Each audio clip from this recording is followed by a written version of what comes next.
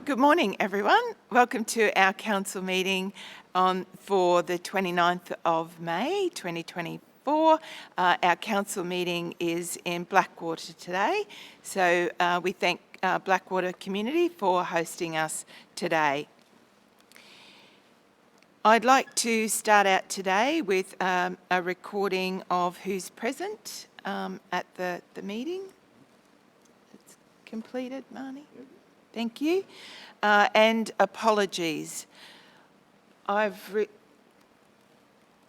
do have an apology from Councillor Burns, Mayor. Thank you very much. We'll record Councillor Joseph Burns' apology for today. Any leaves of absence? We need a resolution. Oh, okay. We need a resolution to accept the apology of Councillor Joseph Burns. Can we have a mover? Councillor Wilkins. And a seconder? Councillor Hindmarsh. All in favour? Motion carried. Thank you.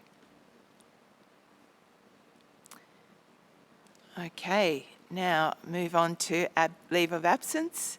So if there's anybody needs to record a leave of absence at all?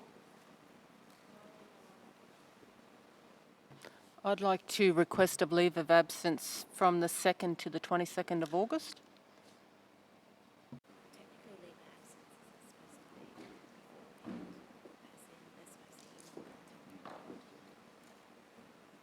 Sorry, Councillor Newman, what dates again? 2nd to...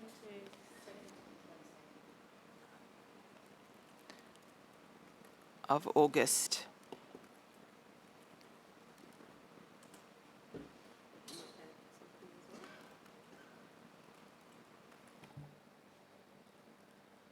And Councillor Wilkins? Yes, I'd like to request a leave of absence from the 27th of June to the 8th of July.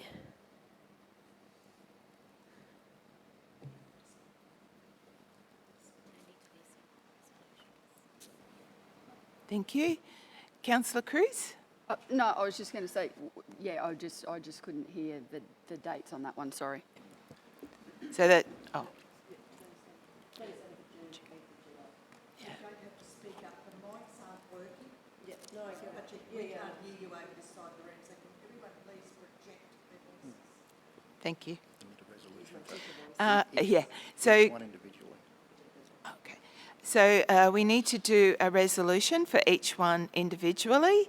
So the first resolution is to accept Councillor Karen Newman's leave of absence from the 2nd to the 22nd of August 2024. Can I have a mover, please?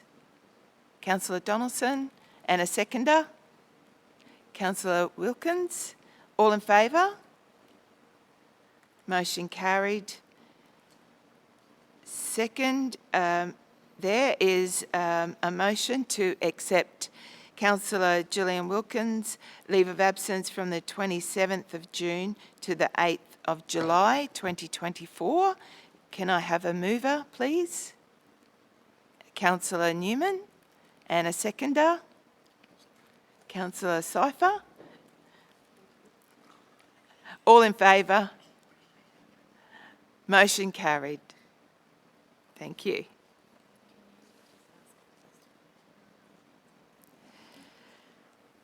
Okay, next we have the acknowledgement of country. So I wish to acknowledge the traditional custodians of the land on which we meet today. I pay my respects to the elders, past, present, and emerging. Thank you.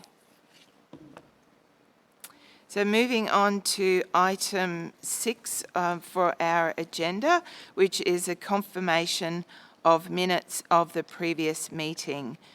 That meeting was the General Council meeting, the 24th of April 2024.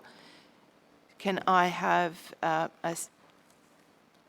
someone to move we accept the minutes of the previous meeting? Councillor Wilkins, seconder Councillor Donaldson. All in favour? Motion carried. Item number 6 is business arising out of those minutes. We've all had a time to have a look through the previous minutes.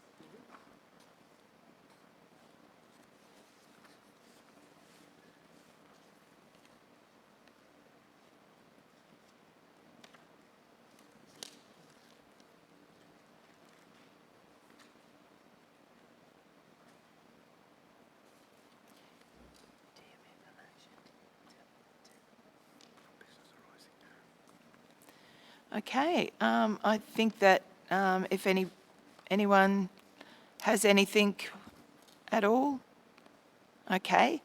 Thank you very much.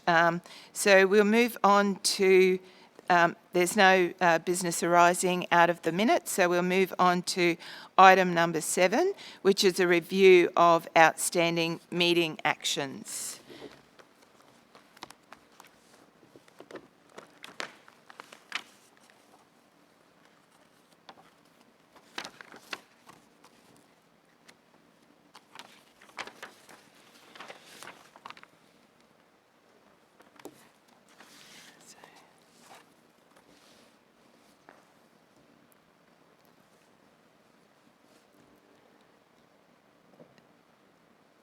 So, if everyone's happy with that, do we have to accept that?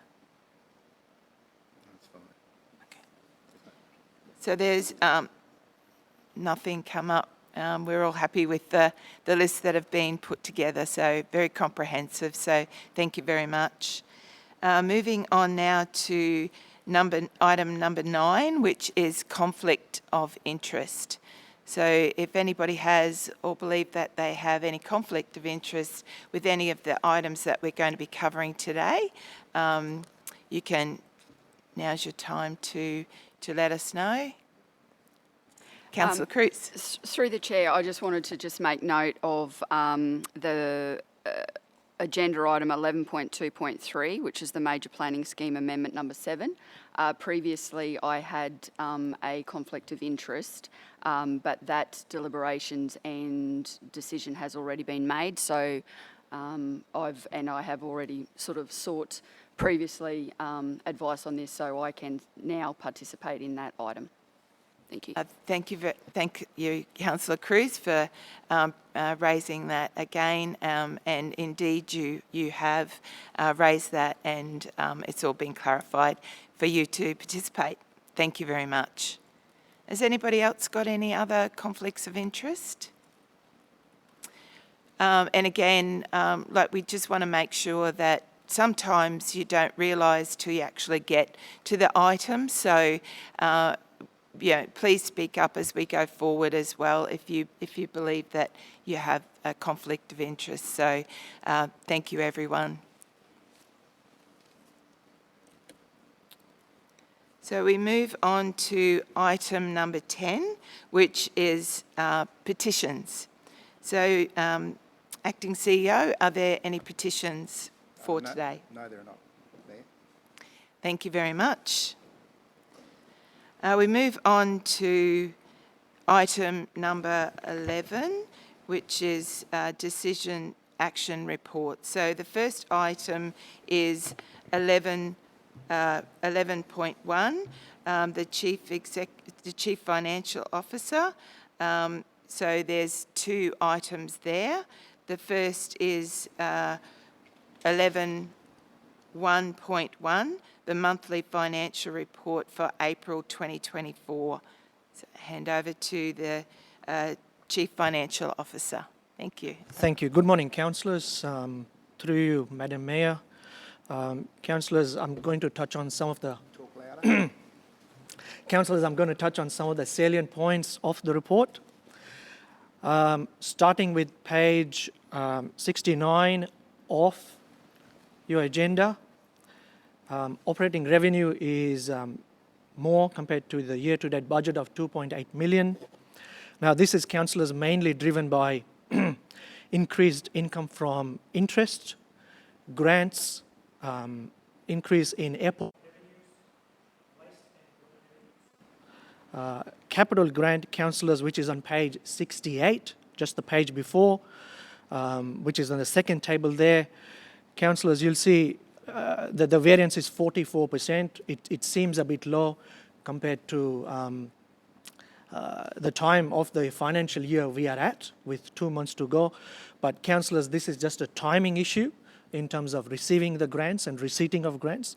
It has to do with the Springsure Aquatic Centre, R2R projects, but we expect, councillors, that there's no major risk in not receiving any of those grants for the end of the financial year. Councillors, moving on to page 70 of the report. I'm not going to, councillors, go through every single item there, but just as a snapshot, councillors, you can see the operating expenditure is underspent by $12 million. And councillors, just be mindful that the way the financial cycle works is you have your comprehensive accrual process for all expenses by end of June. So that's probably why you see an underspend for the month of April, year to date. As soon as we enter June end, once you have a comprehensive accrual process for capital works and for operating expenditure, you can expect, councillors, those costs to basically increase. Moving on to page 72 of the report, cash. Cash has increased from the prior year, and it currently stands at $122 million. Now, there's two main reasons for this, councillors. The first one is higher interest rates than what we expected, and the second reason is surplus cash because of underspends in capital and operating expenditure, which, as I said, councillors, it's a timing thing and it'll eventually catch up. Page 73 of the agenda, we move on to borrowings. Borrowings currently stand at $71 million. Now, the current year budget, councillors, assumes a $10 million additional loan borrowings for this financial year. We expect, councillors, because of the surplus cash position, we most likely will not require the $10 million drawdown. And councillors, if you remember, this was also highlighted by the Queensland Treasury Corporations when they came to present at the council induction as well. They felt that the cash council had was at a reasonable level, and they did not see any additional need for a drawdown of a $10 million. Page 75, councillors' capital expenditure remains at $40 million with $32 million in commitments. Operating surpluses, councillors, for our business activities, significant business activities for airport, waste and water business units are at a surplus. Moving on to page 80, councillors, this is the rate outstanding. Rates outstanding have increased by $2.8 million compared to the prior month. Having said that, councillors, if you look at the table there on page 80, you'll see much of that increase of 2.7 million is sitting in the current year, in the first column there, and the other columns there have got minor changes, increases and decreases in year 1, 2 and 3. Councillors, that concludes my brief presentation of the finance report. Happy to take any questions, Madam Mayor. Good, thank you very much, Chief Executive Officer. Has any questions or comments? Question. Councillor Gillian Wilkins. So just on page 69 with the monthly operating review, that graph there, I thought the rates are paid twice a year and the water is twice a year. Is water included in here or just the rates? Because it seems like you've got the income just in 2 months as opposed to 4 months. No, through you, Madam. Because it's at the end of April, that would include the second half-year levy as well. So it's for both. Okay. Okay. I just only see 2 or 3 peaks, not 4 peaks, that's all. Yes, through you, Madam Mayor. So the 2 peaks represent the levy of general rates Correct, and yep. the water as well, Oh, okay. all at once. Because of the bar graph, it's all picked up in one Oh, okay, thank you, as, that's all I as, wanted as to an know. operating revenue. Yep. So you see 2 peaks, Councillor Wilkins, one in August and the other one's in February. So that's what the peaks are. Yeah, and I was just expecting to have 4 peaks for the, separate rates and separate water, because they come at different times of the year, don't they? That's right. Through you, Madam Mayor, Councillor Wilkins, when it comes to representing in a bar Oh, graph, okay, cool, it just okay. picks up and combines both of them basically as revenue. Thank you, thank you. Thank you. Any other questions? Councillor Cruz. Through the chair, just with regards the rates arrears that are 3 years and 3 years and over, which totals, if my calculations are correct, 1.055 million. We've got a total amount of assessments for all outstanding, which is 2,870. Do we have a breakdown of the number of assessments that we're looking at that are 3 years and over? Yeah, through you, Madam Mayor, Councillor Cruz, if you remember, we are tabling a report in terms of, so we table an annual report in December generally to take councillors through all the rate arrears.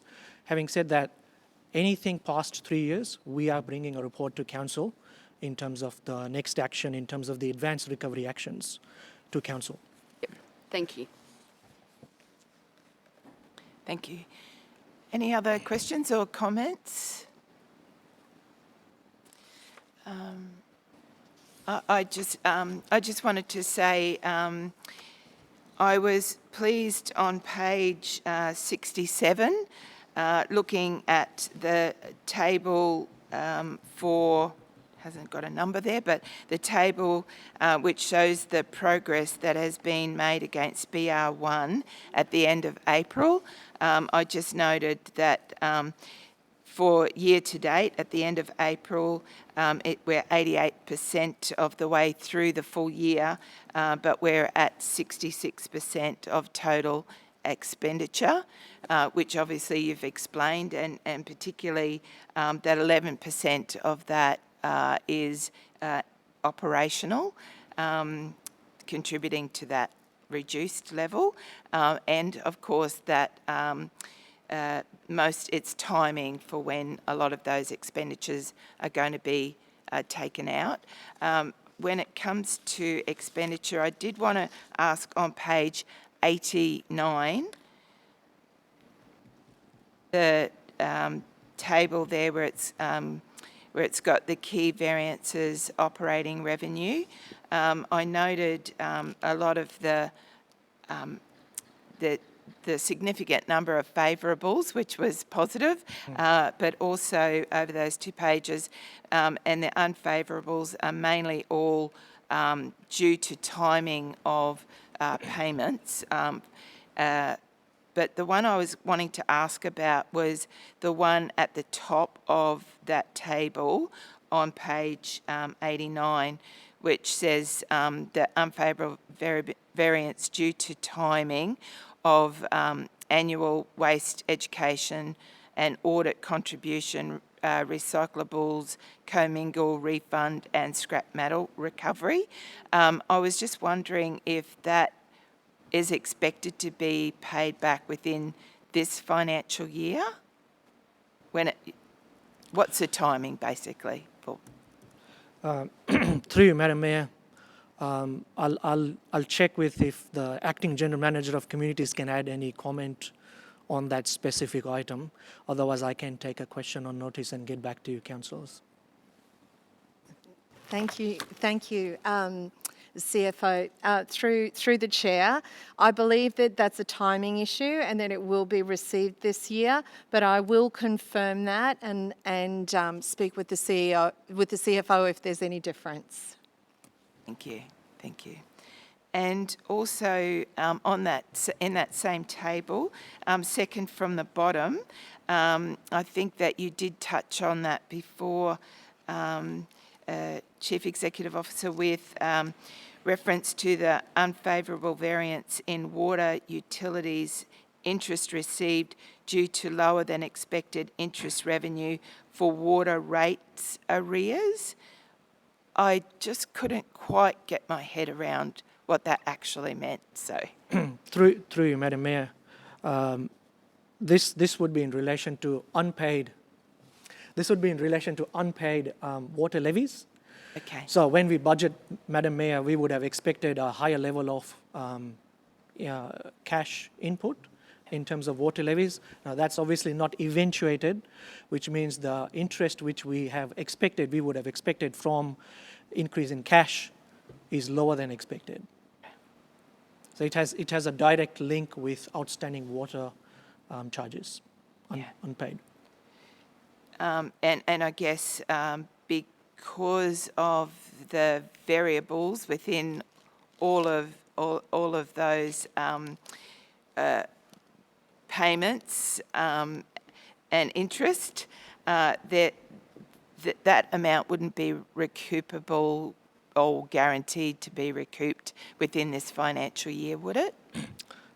Through you, Madam Mayor, I wouldn't be able to comment if we could recoup it exactly, but we would definitely offset it with the general increase in interest income, just looking at that figure. It obviously also depends on our rate recovery efforts as well, and the payment from those outstanding water levies. Good. Yep, thank you very much. Thank you. And just one last comment. Thank you again for our snapshot. I was going to get you to add one extra figure, but we'll talk about that going forward. But I'm very excited to say that we're actually going to use that as part of our information that we're going to be providing this evening at our community consultation, because it's a great way to communicate our finances on a page. So how we're progressing anyway. Thank you very much. Okay, so there's no other questions, or so I would like to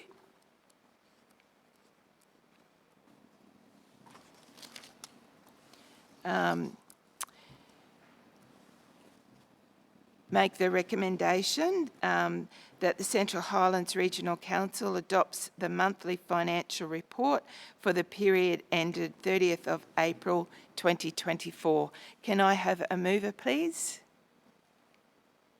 Councillor Hindmarsh. And a seconder? Councillor Newman. Thank you. All in favour? And motion carried. Okay, moving on to our next agenda item for remaining with our Chief Financial Officer is, get my pages right here, is agenda item 11.1.2, the State Valuation Service Annual Valuation Consultation, 30th of June 2025. So I will hand over to Arun. Thank you. Thank you. Through you, Madam Mayor. Councillors, I'll take this report as read, but just in a very brief summary, this happens to be standard practice from the State Valuer General, which basically seeks consultation from Council prior to making a decision on any region-wide reval for any local government area. So, councillors, in this case, the State Valuer General is consulting and seeking Council's view in relation to undertaking a land revaluation program in 2025. Council has conventionally been included in a region-wide revaluation every 3 years, with the most recent region-wide reval in 2024. Based on councillor feedback, I did reach out to the State Valuer General's office to seek their views and comments on any potential market movements they see As of now, they've advised us that they are seeing minimal market movements for the Central Highlands region, especially the rural sector. And based on that, they were of the opinion that it would most likely not qualify for a region-wide reval again. They did make a comment that they are seeing a lot of market movements, but it would be premature for them to comment whether they are converting into sales or not. So basically, councillors, the recommendation is that Central Highlands Regional Council local government area be excluded from the 2025 revaluation program. Happy to take any questions, Madam Mayor. Any questions or comments from councillors? Councillor Cypher. Thank you. As they have identified, there's little movement currently. The big concern about not doing regular valuations is the fact that there can be a blowout on property sales very quickly, and then if they don't do regular valuations, when they do one, and do they do them every 12 months? But I know there's been occasions where they've waited 3 years and that accumulation of property sales has blown land valuations totally through the roof.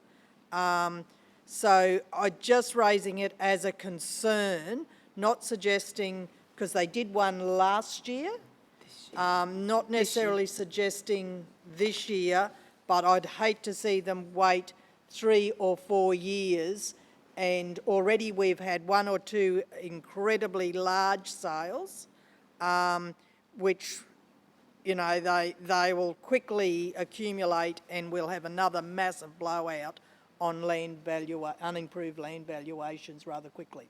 So just wanting to raise it as a concern, not suggesting that we should have one next year, but we should keep a very close eye on property sales across our region.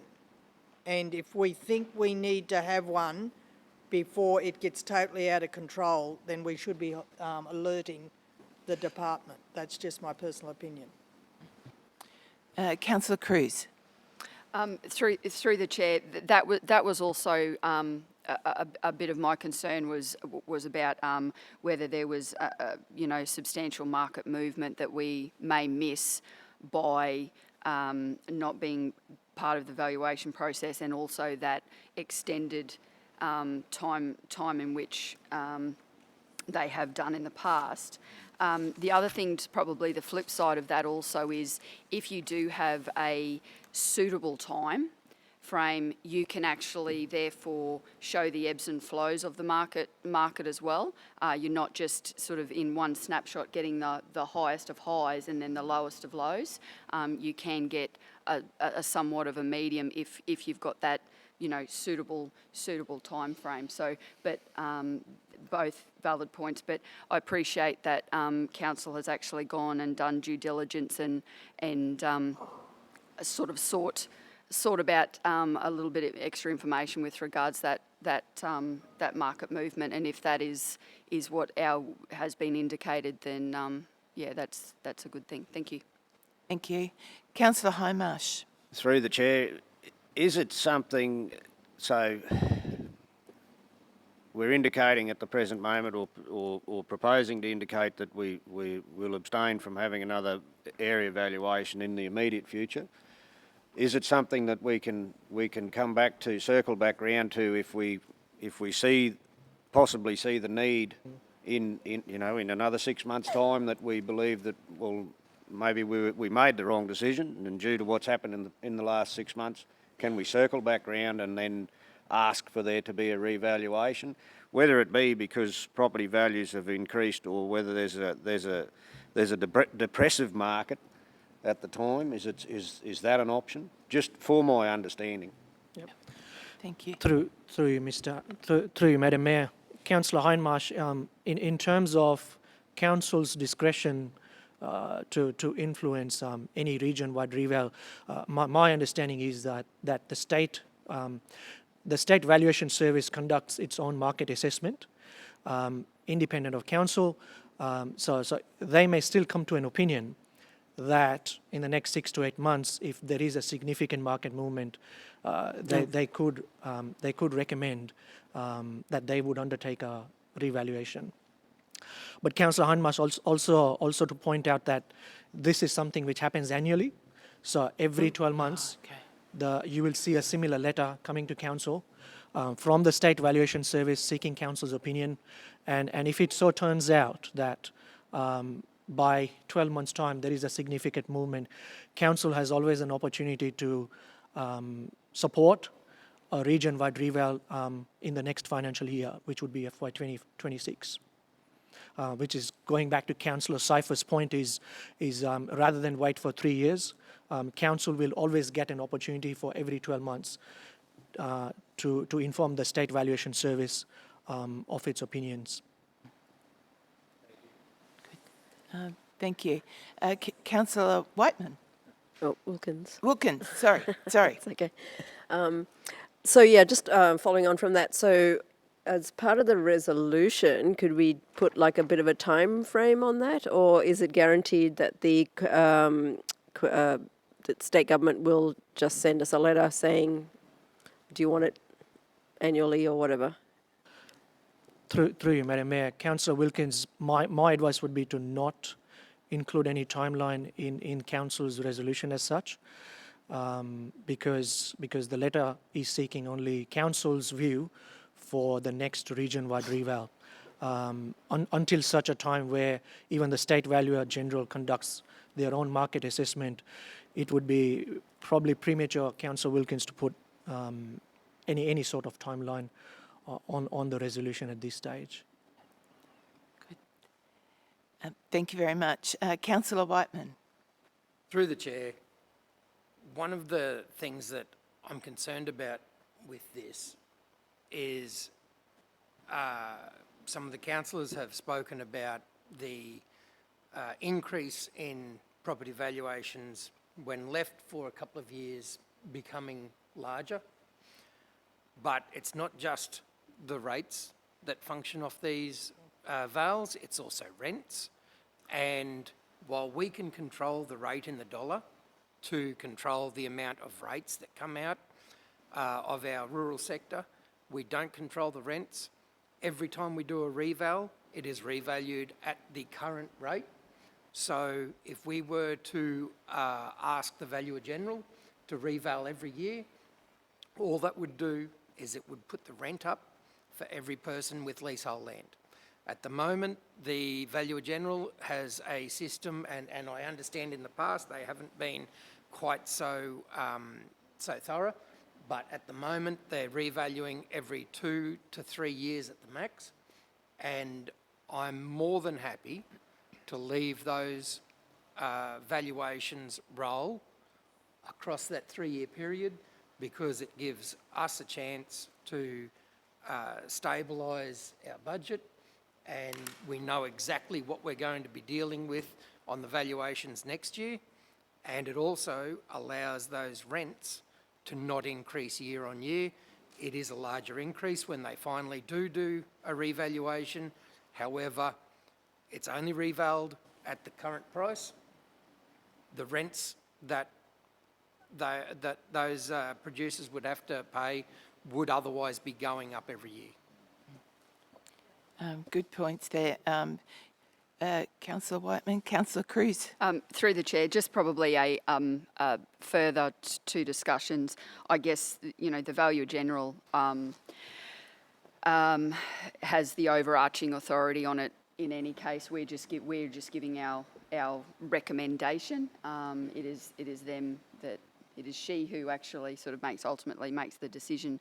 But also, we need to also take into consideration the objection process of the current valuation that we currently have, given there's a $5 million threshold for those that immediately get appointed like a chair and a mediation type process. That is a much longer objection sort of process. So it could quite easily be running concurrently when there's a new valuation coming in if we were to decide to recommend to have one. So there's all of that sort of turmoil in the background to think about when making this decision as well. Thank you. Thank you very much. I'm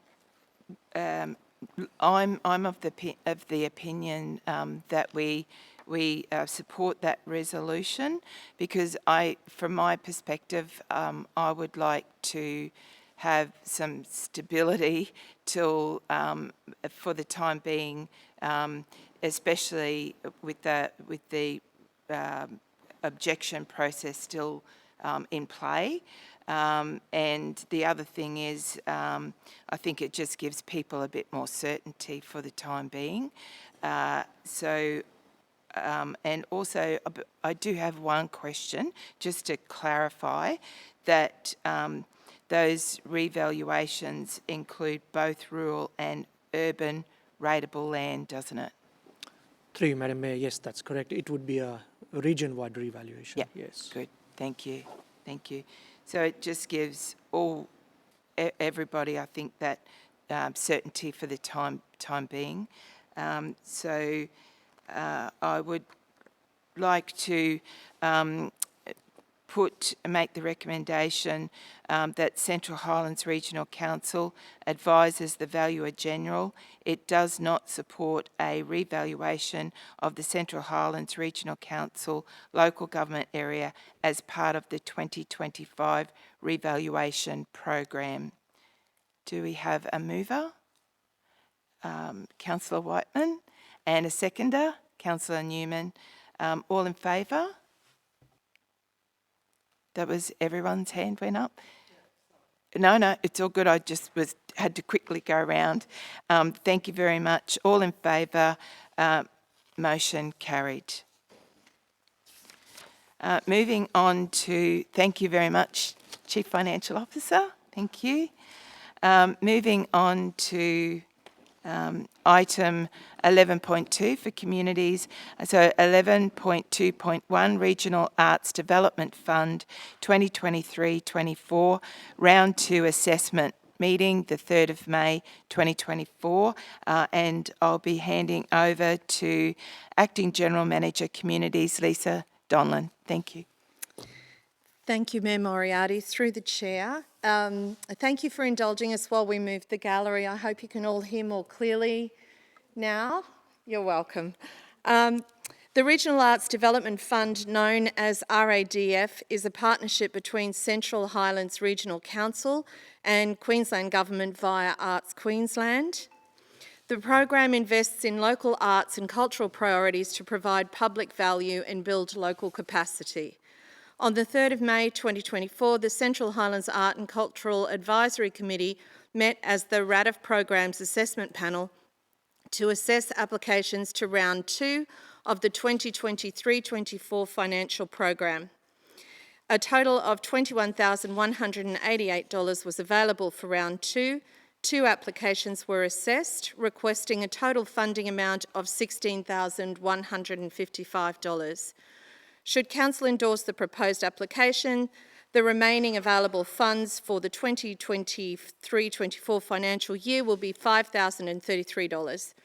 Based on advice from Arts Queensland, CHRC have recommended that the remaining funds be used for a council-initiated project to enhance the Arts Around August program in 2024. Officers Ruth Hayden, Arts and Cultural Officer Galleries, and Kat, always struggle with your last name, sorry Kat, Coordinator Arts and Engagement are here to help answer any questions. By exception, I'll now hand you over to the councillors. Any questions, councillors? Thank you. Any questions? Councillor Cypher. Oh, Councillor Wilkins. No questions, just a statement. So both Councillor Cypher and myself were at this meeting, and what the GemFest Association is looking at is this having a horse and buggy ride around town, and I just think for me, I'm in Rocky that weekend, but I'll be driving back to make sure I go on that. I think it's going to be such an excellent community engagement community engagement deal here. And then the council-initiated project of the life of May Bradford.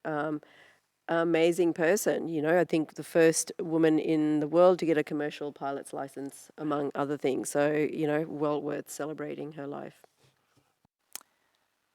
Very good. Thank you very much. Councillor Sypher? Yep. You're just going to reiterate. And thank you very much for the great work everyone does on that committee. I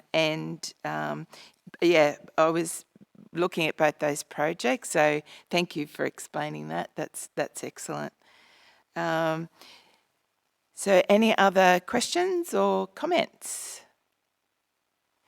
So just to clarify, I think I got this right, but so the surplus $5,033 is still going to go back to the committee, and the committee's going to decide how they're going to use that as part of the Arts in August. Beautiful. Thank you. Through the chair, so the committee have, as included in the report, listed the activities that they've prioritised for that funding to be spent on, and so that's the recommendation today, is that we have council's approval to utilise the remaining funds and any other returned funds for those projects. Very good. Thank you very much. And Councillor sorry, Wilkins? through the chair, so part of that utilisation, so when we're talking about a council-initiated project, it'd be things like perhaps running a workshop in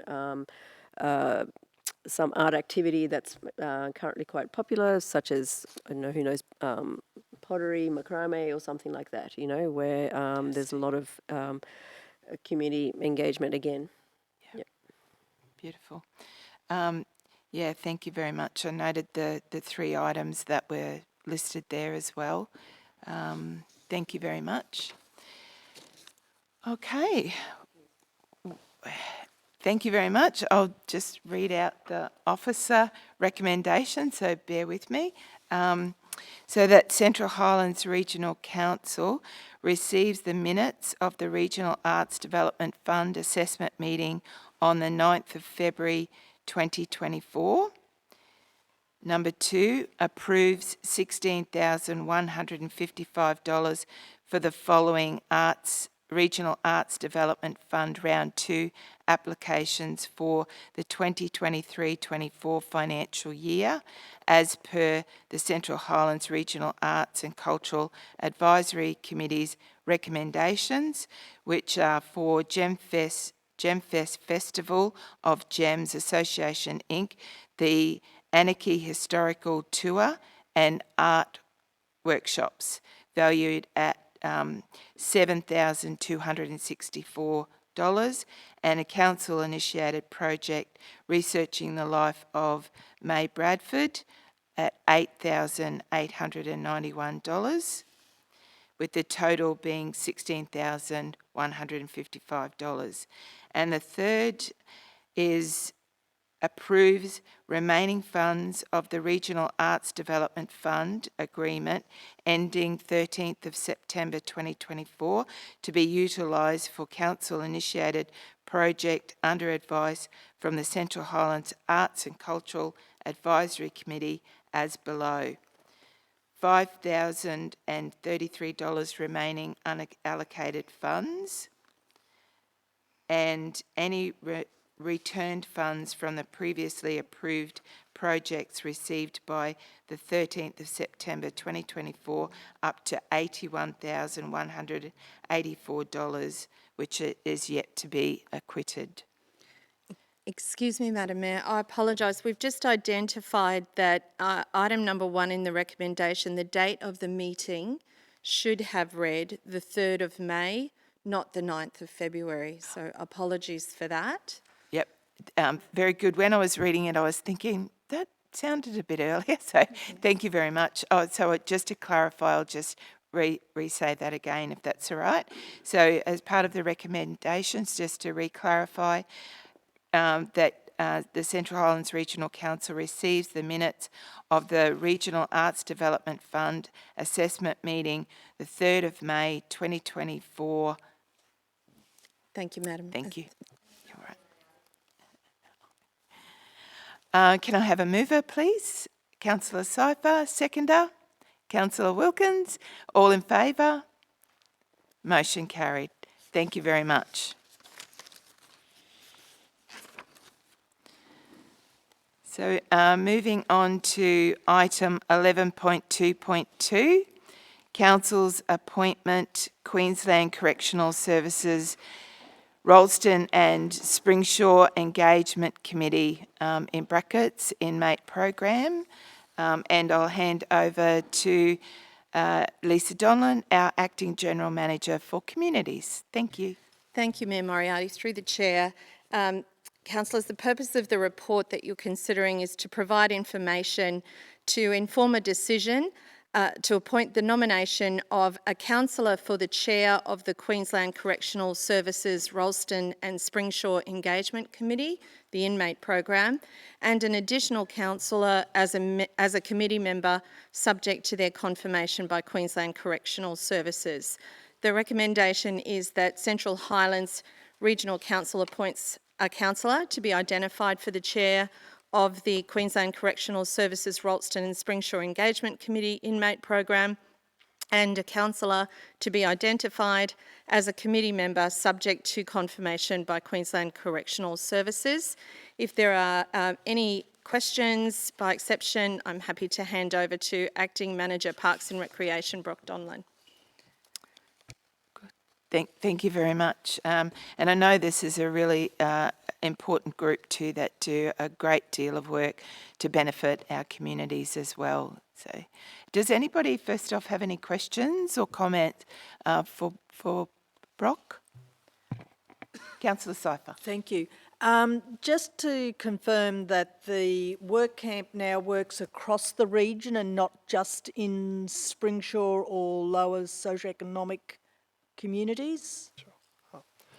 Thank you, Councillor Sypher, and through the chair, that's correct. So they are willing to drive to other areas, not just Springshaw, Rolleston, Bohinia area. They have been doing work with the Emerald Show at the Emerald Showgrounds and have a willingness to travel to other areas to conduct work. They are governed by certain legislation depending on how far they can go, just in terms of that, but they have a willingness and openness to go where needed.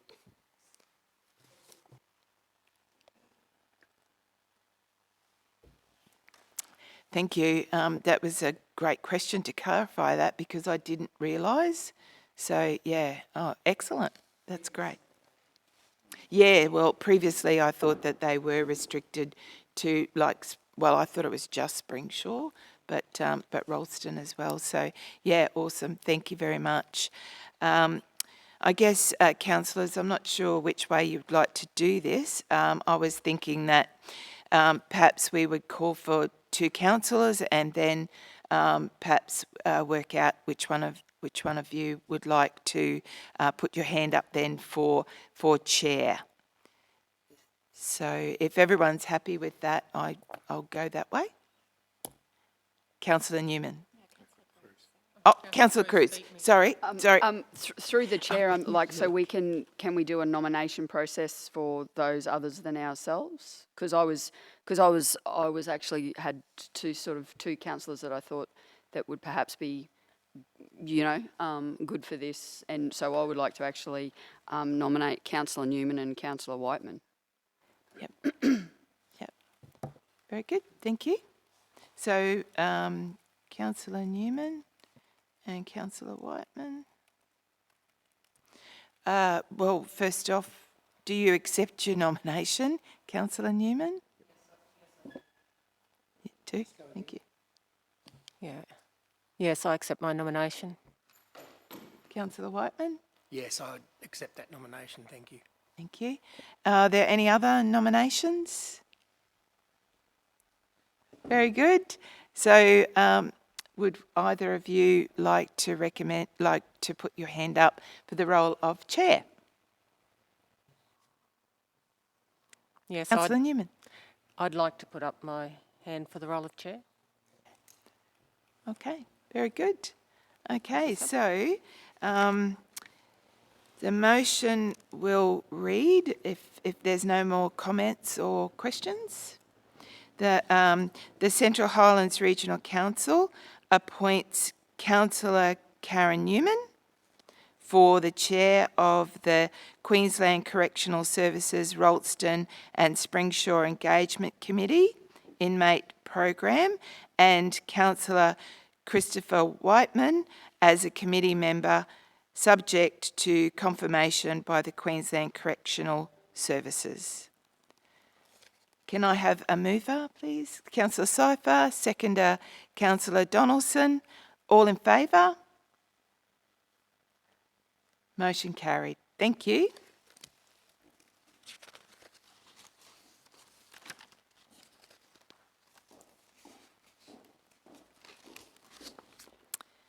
So moving on to item 11.2.3, which is the adoption of the Major Planning Scheme Amendment number 7, Business Improvement and Innovation. And I again hand over to Lisa Donlan as our Acting General Manager, Communities. Thank you. Thank you, Mayor Moriarty, and through the Chair, this report seeks the Council's approval to endorse the changes made in response to the ministerial condition and approve the adoption of the Major Planning Scheme Amendment number 7, Business Improvement and Innovation. The report and associated attachments are taken as read. However, I will provide a brief overview. On 20 May 2024, the Minister for Housing, Local Government and Planning advised that Council could adopt the proposed amendment subject to a condition. Essentially, the ministerial condition requires Council to revert the zoning that was presented in mapping during public consultation back to what it was zoned as under the current version of the planning scheme. The affected properties will maintain the current status quo in terms of their zoning and will not result in the reintroduction of the tourism and ecotourism precincts, which were also proposed during public consultation. There is no opportunity to make further changements to this amendment at this stage of the process. However, if Council wishes to undertake any of the planned zone changes in the future, they could be incorporated into a future major planning scheme amendment, which would involve formal public notification. Council's decision today will be communicated to the community via newspaper, Council's e-newsletter and online media methods. Additionally, landholders who made a submission will also receive a direct correspondence regarding the outcome. If a council resolves to adopt amendment number 7, it will likely come into effect on 7 June 2024, at which time it will also become available online via the e-plan.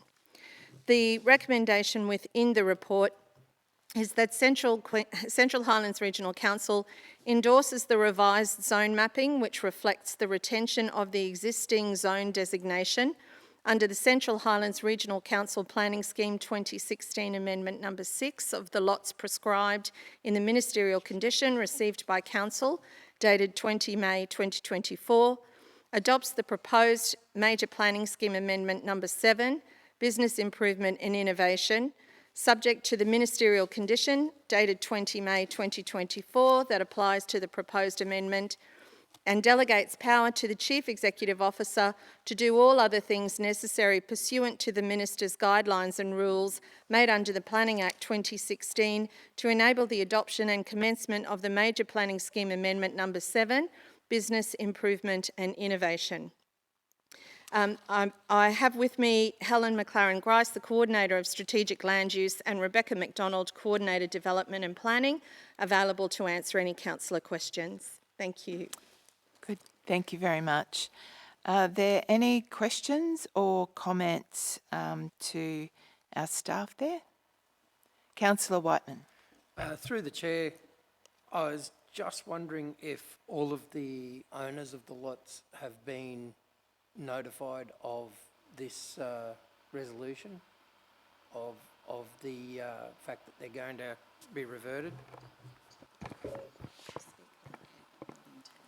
Through the chair, if you could please clarify, are you talking about all landholders affected by the zoning precinct changes of the entire amendment, or just those reflecting to the ministerial condition? Just the ones affected by this. No, we have not provided notification at this stage. The decision was made not to because essentially that communication would be, oops, we made a mistake with this zoning. We're not now going ahead, but we're just telling you that we were at one stage maybe doing something by accident or by purpose, but we forgot to do the communication there was an error with the communication. So now you're going to stay the same as what you currently are. We just felt that trying to explain the entire process to those 11 lots, 8 of which are private landholders, would actually... Okay, thank you. I think I understood that. Just to clarify, Councillor Whiteman, you were asking about the people that were part of the tourism and ecotourism overlay? Or, sorry? No, just the people who were affected on those 11 lots. Yeah, okay, Yep. good, Or thank you. unaffected Yep. on those 11 lots. Yeah. And then to clarify with Helen that you will be communicating after today's decision? We will be communicating to all the landholders who previously received a letter or who made a submission, the outcome of today's meeting. Thank you. Good, thank you. I know this is probably putting you on the spot a little bit, but obviously there's benefits for the reason why Council wanted to bring in the amendment number 7 to business improvement and innovation. So just very quickly, can you, I guess, summarise the benefits of having this amendment and overlay? The amendment is quite broad. There were a lot of basic improvements that we made in terms of updating mapping to reflect what is currently the state mapping, to updating legislation referrals that have now become outdated. So there's all those sort of what I would call more administrative amendments in type.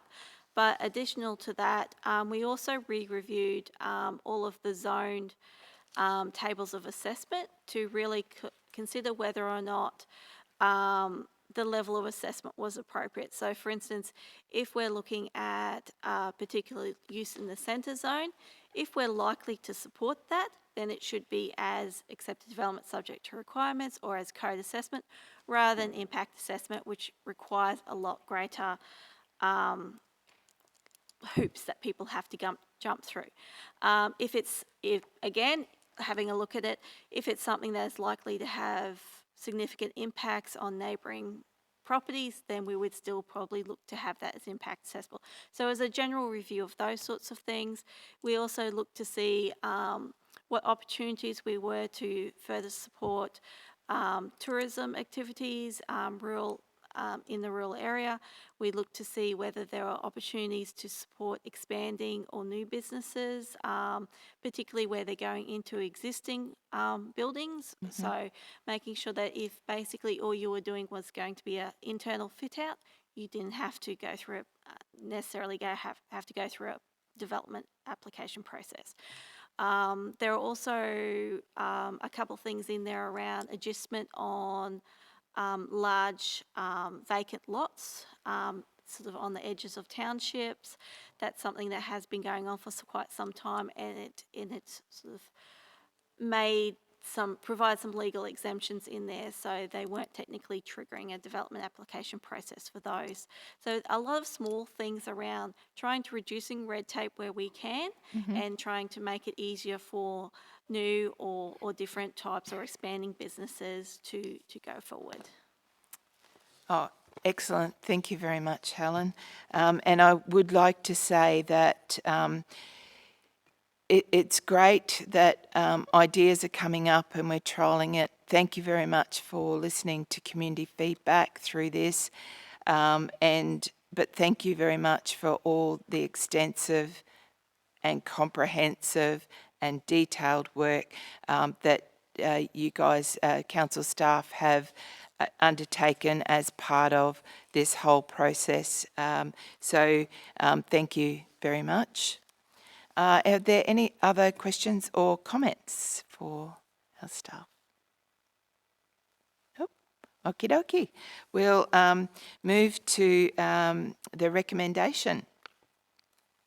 The recommendation is that Central Highlands Regional Council endorses the revised zone mapping, which reflects the retention of the existing zone designation under the Central Highlands Regional Council Planning Scheme 2016, Amendment number 6, of the lots prescribed in the ministerial condition received by Council dated 20th of May 2024. Number 2, adopts the proposed Major Planning Scheme Amendment number 7, Business Improvement and Innovation, subject to the ministerial conditions dated 20th of May 2024 that applies to the proposed amendment. Number 3, delegates power to the Chief Executive Officer to do all other things necessary pursuant to the Minister's guidelines and rules made under the Planning Act 2016 to ensure the adoption and commencement of the Major Planning Scheme Amendment number 7, Business Improvement and Innovation. Can I have a mover, please? Councillor Donaldson, seconder. Councillor Wilkins, all in favour? Thank you. Motion carried. Thank you.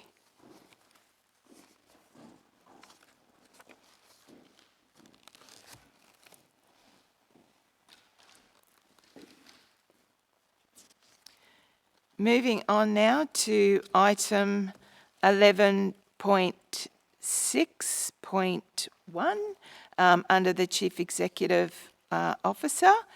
And this item is the Australian Local Government Association 2024 Regional Development Forum, 2024 National General Assembly and Australian Council of Local Government. I hand over now to our Acting Chief Executive Officer, Ross Higgins. Thank you, Mayor Moriarty, and good morning, councillors. The Australian Local Government Association is an important part of local government across the whole of Australia, and it's important that we have some representation at that forum. We're bringing to some councillors' attention that through CHRC, they're looking at possible delegations around this time to meet with ministers on issues that are impacting our region. So there's a very good opportunity there for that sort of work to be carried out. This is an annual conference that's been represented by Central Highlands over many years. And I think it gives the opportunity of councillors to meet with councillors from all other states of Australia. So this is quite a big conference, and it is in Canberra, which allows that communication with ministers at any particular time. I'm sure that everybody has read the report and the documentation that's gone with that, and I'm happy to answer any questions. But I will say that there will be a need to amend the officer recommendation, which has got my name in it, and as you'll be aware that I won't be here in July, so but the rest of the resolution could possibly stay, and the reason for this will be as well as whether any other councillors or whether there's a discussion with other councillors should attend. Any questions, please? Thank you.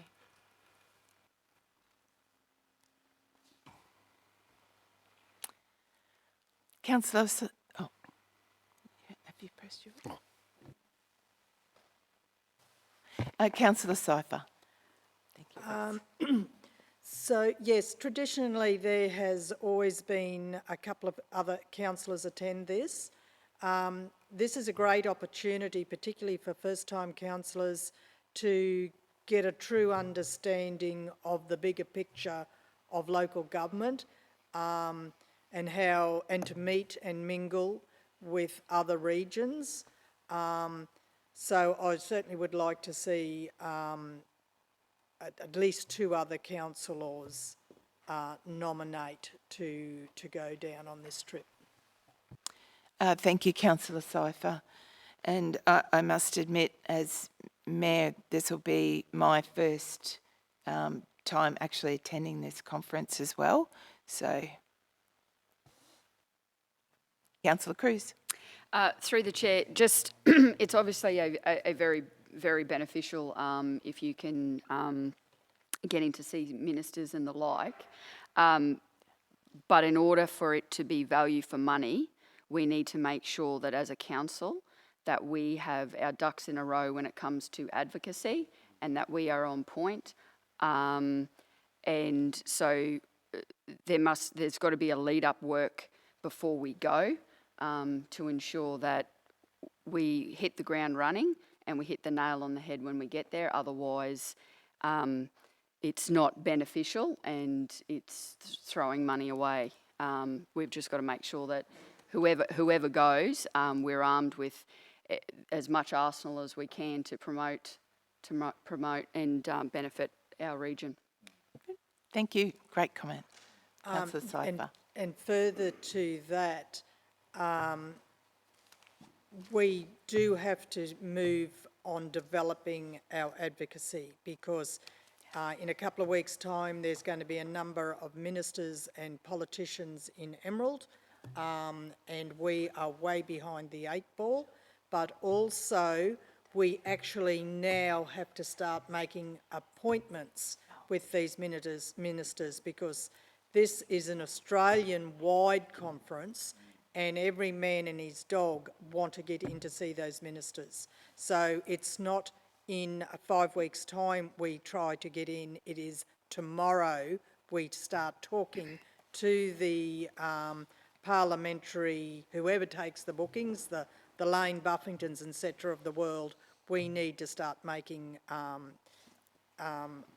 appointments because when Colin Boyce was here the other day, this is the very question I asked him. When is the best time? So if you get off the front foot straight up, you'll get in there, but as the Deputy Mayor just said, we got to know why we're going. Thank you. Good.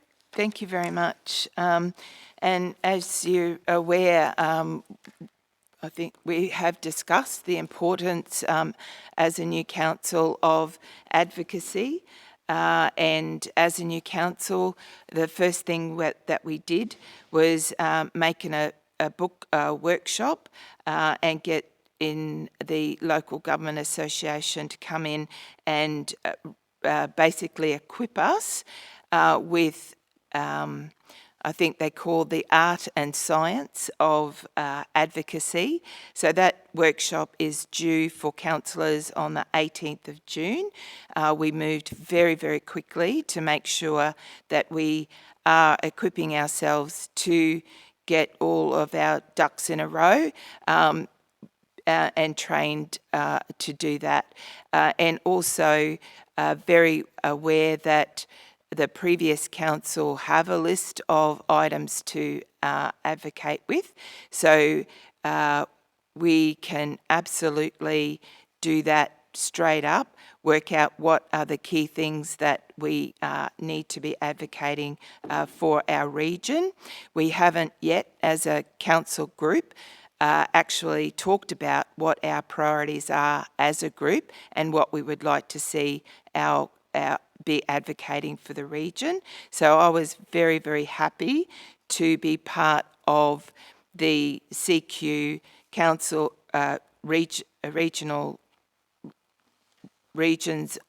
of councils, the Central Queensland Region of Councils actually putting us forward as a group to be meeting with ministers about some of our regional projects at this conference and taking on board your points, Councillor Cruz and Councillor Cypher.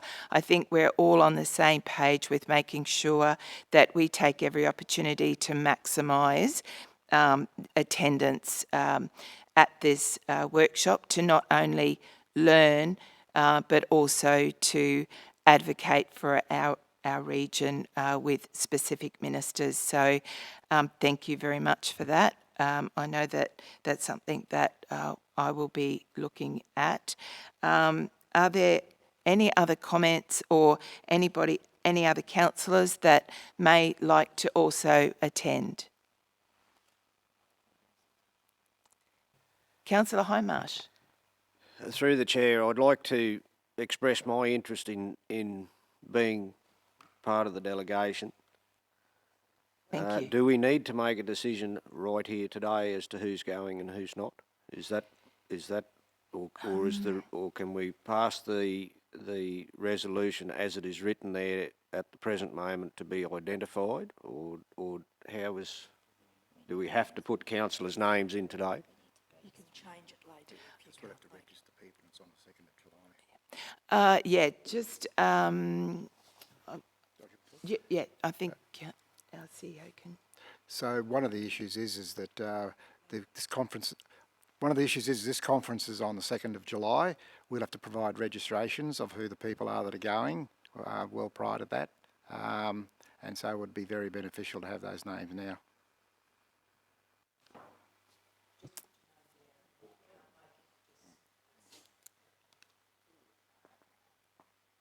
Okay. Just to clarify with Councillor Hindmarsh, that you would like your name put down at this stage. Thank you thank you. Councillor Newman. Yeah, I'd like to put my name down, and I am available then, so I don't know about anyone else. And we do the advocacy training prior to that date. Yep. Yep.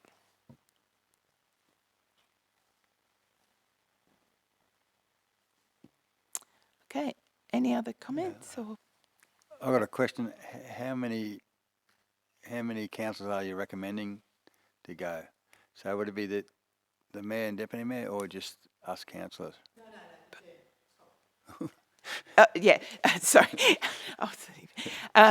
Thank you, Councillor Donaldson. Yeah, it's the mayor and deputy mayor as well as other councillors to be identified. So, and Councillor Hindmarsh, Councillor Newman have put their name down and calling to see if there's any other expressions of interest to go. Except we do have to book, and that's flights, accommodation, etc. as well, straight up. Just through the chair, you finished? Councillor Cypher. Just through the chair, there's another, just so that you fully understand, this is the one in Canberra, this is the Australian Association one.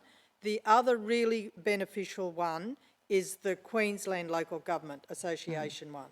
So that is another opportunity for, and it just in my personal opinion, if a different lot of councillors, with the exception of the mayor and the deputy mayor, they normally represent always, but if there's a different few councillors, and we're here for a 4-year term, so, you know, it'd be good at the end of 4 years, every councillor will have either done the Canberra trip and the Queensland local government one, and it's anywhere in Queensland, different places. So if you still are unsure of your availability or something like that, or the benefits, we have a set budget for conferences and travel and all of that. This is your personal development opportunities. So if the Canberra one isn't quite your cup of tea, you'll have the opportunity to go to the Queensland one as well. Also, there's Bush Council as well, so that's another one which is, well, it just doesn't seem to be just Bush councils do it now. There seems to be a lot go to that, Toowoomba even. So there's those opportunities as well. Thank you. Councillor Donaldson. I was thinking with the advocacy bit, if there was 2 or 3 different things that council wanted to seek out the ministers, the workload might get a bit much, or you mightn't be able to get the same booking with the same minister. They might be at the same time. So I'm thinking, would it be 2? If there's 2, you have to see, for example, 3 ministers or something, and there's only 2 councillors, won't be able to do that. So, if I'm I'm sort of not real sure whether I should nominate it or whether it's. Well, there's 4 Yeah. potentially going now. Yeah. So when's too many? That's really irrelevant. It's the benefit that you look for is the benefit of going. So if there are 4 already going, so Deputy Mayor can take one and go one direction, the Mayor can take the other one and go the other direction. You wouldn't actually all go into the room with one minister, 4 people. No, no. Believe you me, their offices are quite small. So you wouldn't do that. Usually someone will, so these meetings actually take place during the conference time. So usually, this is how it's always done any other time. I've only been to 3 or 4 of them. But someone will stay at the conference and take the notes at the conference. So people are, you're doing what you're sent there to do. And a couple of others will duck out. Meanwhile, everyone else in the 1,000 attending it are also ducking in and out to ministers. So you don't all go together. No. So you usually pick your strongest advocators, and the other delegates sent from here will stay in the room, take the minutes, and feed information back. It's usually how it works. Thanks. Well, if need be, I'll put my name down. Okay. If that's okay. Yep. Thank you, Thank you, Councillor Donaldson. The other thing I just wanted to mention too is while the conference is about attending the presentations and that professional development, and also the potential to advocate meet with ministers. One of the most important parts I've felt of these conferences is the submission of and support of motions that get put forward from the local governments working together. So unfortunately, which was going to be one of my questions, was noting on page 127 of our agenda,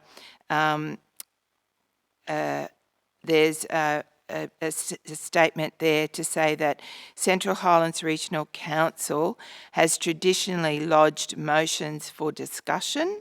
However, with the local government elections being held this year, it has been decided not to lodge any motions for consideration. So what I would like to ask, if we can have a list of the motions that were passed, a list of motions that were supported by this council at the last conference last year, the national conference, so that at least we're forewarned, or if those motions are published, they must be published sometime soon, so that we can be aware of what those motions are, so that if there is an opportunity to even put our names down or nominate to speak to some of those motions as well, I'm assuming that would all be planned well ahead. But I do know that there are those opportunities as well. Councillor Seifer. So just for clarification, are you asking for the motions that CHRC supported? The last conference. conference. I think the 200 motions or more, every one we supported? Or are you asking for the ones that we submitted? The ones that we submitted. Submitted, not supported. Yeah. Submitted. Submitted. Right, just for Sorry. clarification. They're 2 very different things. Yeah, okay, thank you for that clarification. Councillor Wilkins. Sorry. Just also, so with the advocacy, is that more for these motions, or is there other stuff that you advocate for? Everything. Everything, yeah. Okay. So there is a bit to actually participating in these conferences. Through the chair, we have those. We have those those motions that were put from here, so they're really easily accessible. I think some were supported on the floor, and some were not supported on the floor. Yeah. So, but we have those, and we can pass those on. Yeah. Thank you very much. At this stage, we have the additional councillors to be identified as for participating at the conference, as Councillor Hindmarsh, Councillor Newman, Councillor Donaldson. Are there any other councillors? Okay, thank you very much. We'll move to the recommendation. So the recommendation is that the Central Highlands Regional Council be represented at the Australian Local Government Association 2024 Regional Cooperation and Development Forum, 2024 National General Assembly and Australian Council of Local Government being held in Canberra from the 2nd to the 5th of July 2024 by its Mayor, Councillor Janice Moriarty, Deputy Mayor, Councillor Rachel Cruz, and Councillors Craig Hindmarsh, Karen Newman and Robert Donaldson, along with Acting Chief Executive Officer. Can I have a mover, please? Councillor Cypher, a seconder. Councillor Wilkins, all in favour? Motion carried. Thank you very much. So moving on to our next item. So I get there.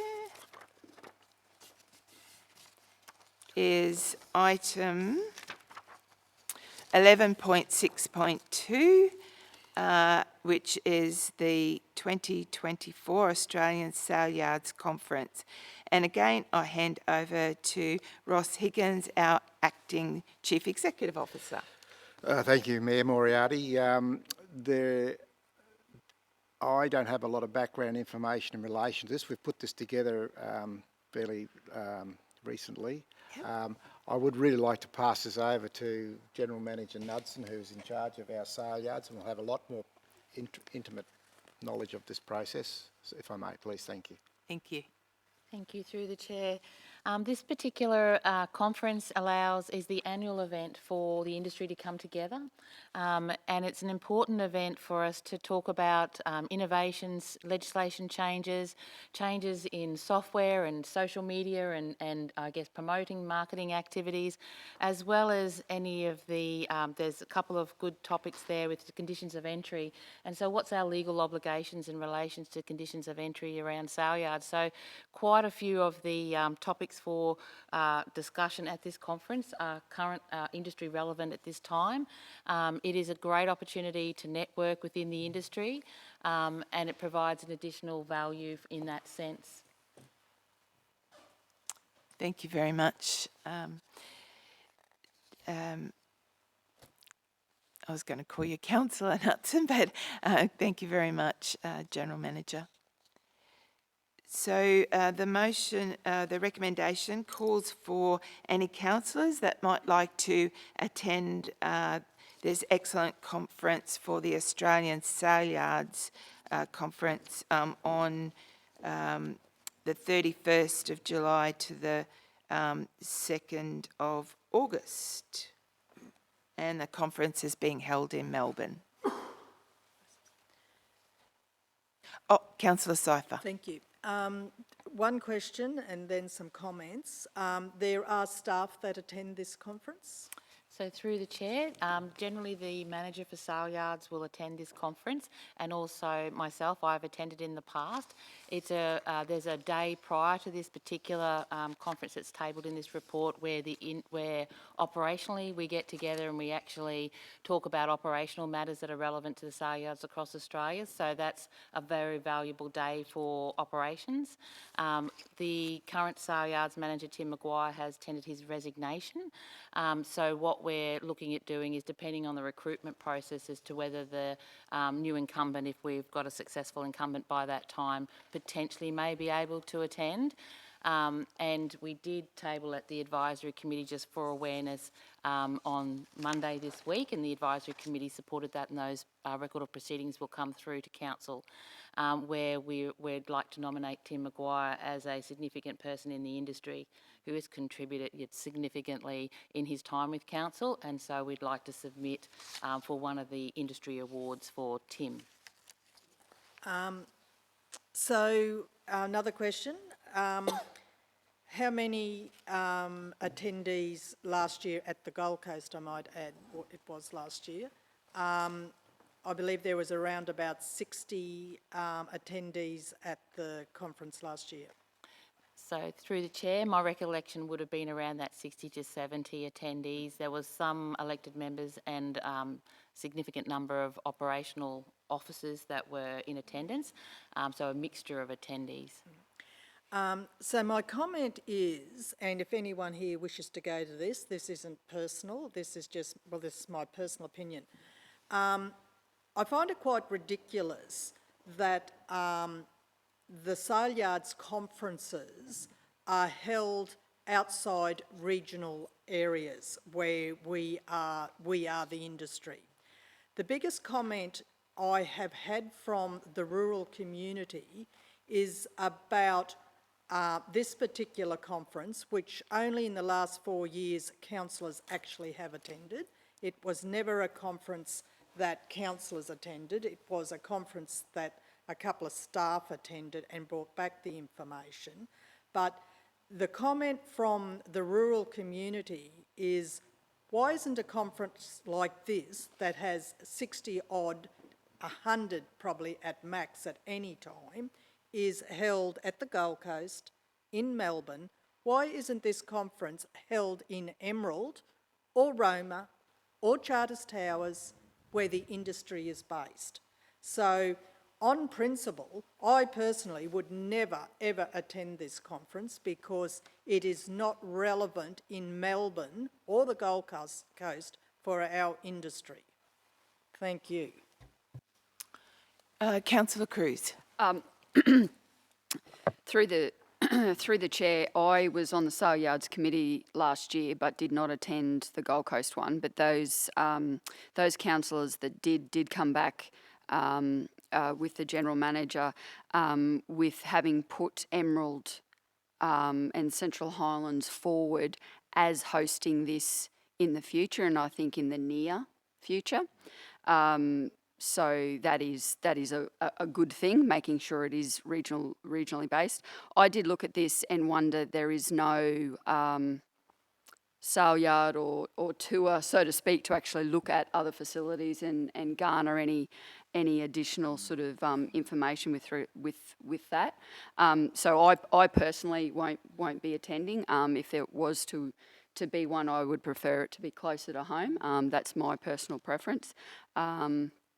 But I do appreciate the operational staff and the day that you've mentioned beforehand, because I think that's important as well. And I do note that last year there was a substantial report back presented by yourself and Tim to council in the general council meeting with everything that was garnered from the conference. But I won't be attending this one, no.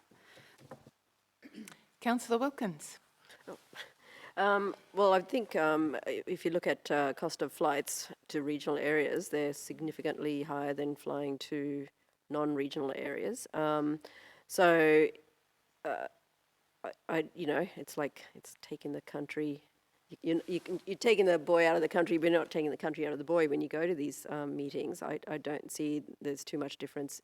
I mean, I see your viewpoint, and I think it's great if we could have a conference here in Emerald. There are other regional areas around the country which aren't so distant from major centres, but for ease of travel, cost of accommodation and things like that, the major centres are a lot cheaper in my opinion. And I've organised conferences and things like that for other reasons, and that seems to be the biggest deal, is the cost of travel. Good. Thank you. Councillor Donaldson. Yes, on that point, I think the major reason they would have it at major centres is the ease of getting there and the cost of getting there. As you know, I think it's the point can be made, yes, it would be good to have this conference in a place with actually a selling centre, but I think the costs would be much greater.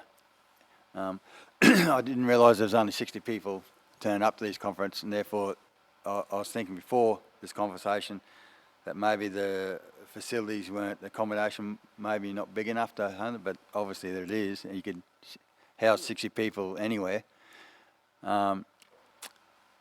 I don't know the history. Is the history of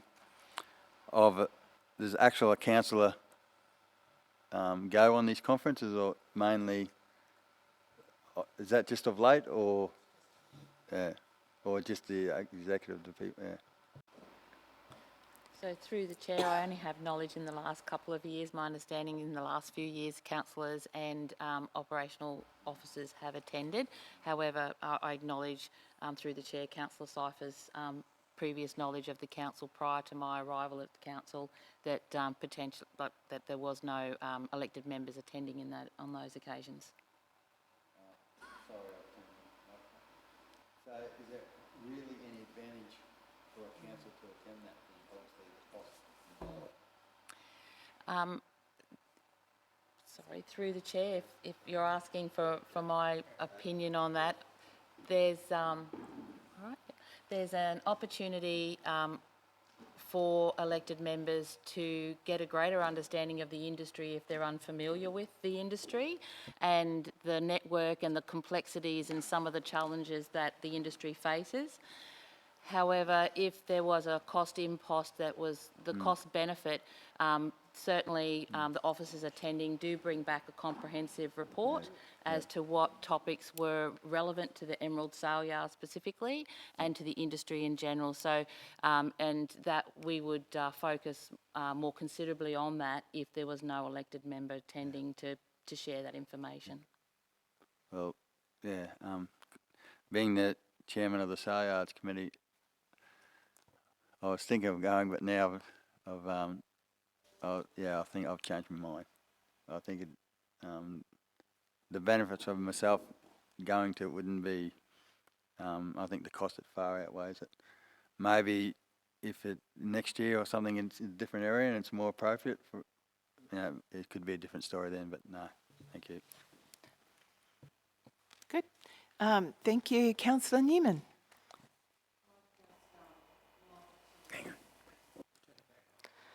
Yeah, I'd just like to acknowledge the great contribution that Tim has given to the sale yards, and I'm sure we've all seen that in our visits to that facility. So I think it's valuable that he's been put forward and that staff are there to support him. Thank you. Absolutely. Thank you very much. And Councillor Whiteman. Through the chair, when I read this, I was the same as Councillor Donaldson. I thought that this sounded like something that I might be interested in. I had visions of it being 700 people from across Australia actually getting down and making changes. The fact that Central Highlands didn't send a councillor, and as of the last couple of years we've been providing 8% of the attendees to the conference doesn't strike me as something that I'd be interested in either. I think it might need to work on its relevance. Good, thank you. Councillor Hindmarsh.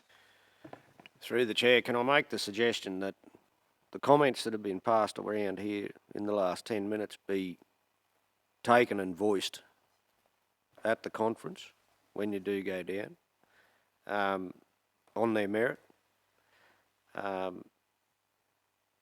this particular conference, going back to Tim's nomination, possible nomination for this award, do you get prior notification on that, or is that something that is it just notified at the ceremony? The reason I raise that is for this particular conference, with that in mind, whether it would be appropriate for Councillor Donaldson to be there. I feel that it may well be appropriate on this occasion, regardless as to the location. I agree with all those comments on the location and the relevance of the location and the relevance of the conference, but we do have a particular part to play, possibly, this time round, and appropriate representation may well be required. Councillor Donaldson. That's a very good point, Councillor Hindmarsh. I think I didn't think of that. If Tim was to be nominated and no one turned up, staff will be there, but I think it may be advantageous for a councillor to be there also. I don't know. Yep. Maybe. Thank you. Any other comments? Councillor Wilkins. Oh, just also that Councillor Burns is also a member of this advisory committee, and he may want to attend, but he's not here today. I haven't received any expressions of interest from him. Okay, thank you. Yeah. I realise that, but he might have. Councillor Whiteman. So just through the chair, did we find out if we would know prior to the conference whether or not that award would be coming to Tim? So through the chair, generally speaking, with awards, you're not given prior notification. However, we would seek, I guess I would have a conversation potentially with the organisation to seek out further clarity as to the likelihood of an award being awarded, so to speak. But it's a difficult call to make prior to the conference because generally the organisers don't like to sort of give prior notification. In that case, I think that it's certainly, with that in mind, I'd like to urge Councillor Donaldson as the chairman of you're the chairman of the sale yards, aren't you? Yeah. As the chairman, I think it'd be appropriate for you to go, but yeah, that's my opinion. Thank you. Thank you. Councillor Wilkins. Okay, I was just going to say, as far as whether, Tim, it's not like the Academy Awards where it's like a competition, is it? It's just a recommendation that he gets the award. So through the chair, it is a competitive process on merit. Okay. Cool. And there would be, generally there is a number of submissions across Australia for nominees in that category. Can more than one person get the award? Through the chair, it's a singular winner, correct. Oh, thank you very much. Councillor Hindmarsh. I'd just like to add through the chair, if I may, on my previous comments. There could be, it could be seen to be a certain level of hypocrisy as well if we're asking for rewards but not supporting the conference in that way. Not having been to the conference or anything else, but I think it'd be a very good idea if Councillor Donaldson attended in this instance, and I think that all the comments that have been made here as far as the location, etc., the running of the conference need to be voiced in an appropriate format so as for their consideration moving forward. Very good. Councillor Cypher. Thank you.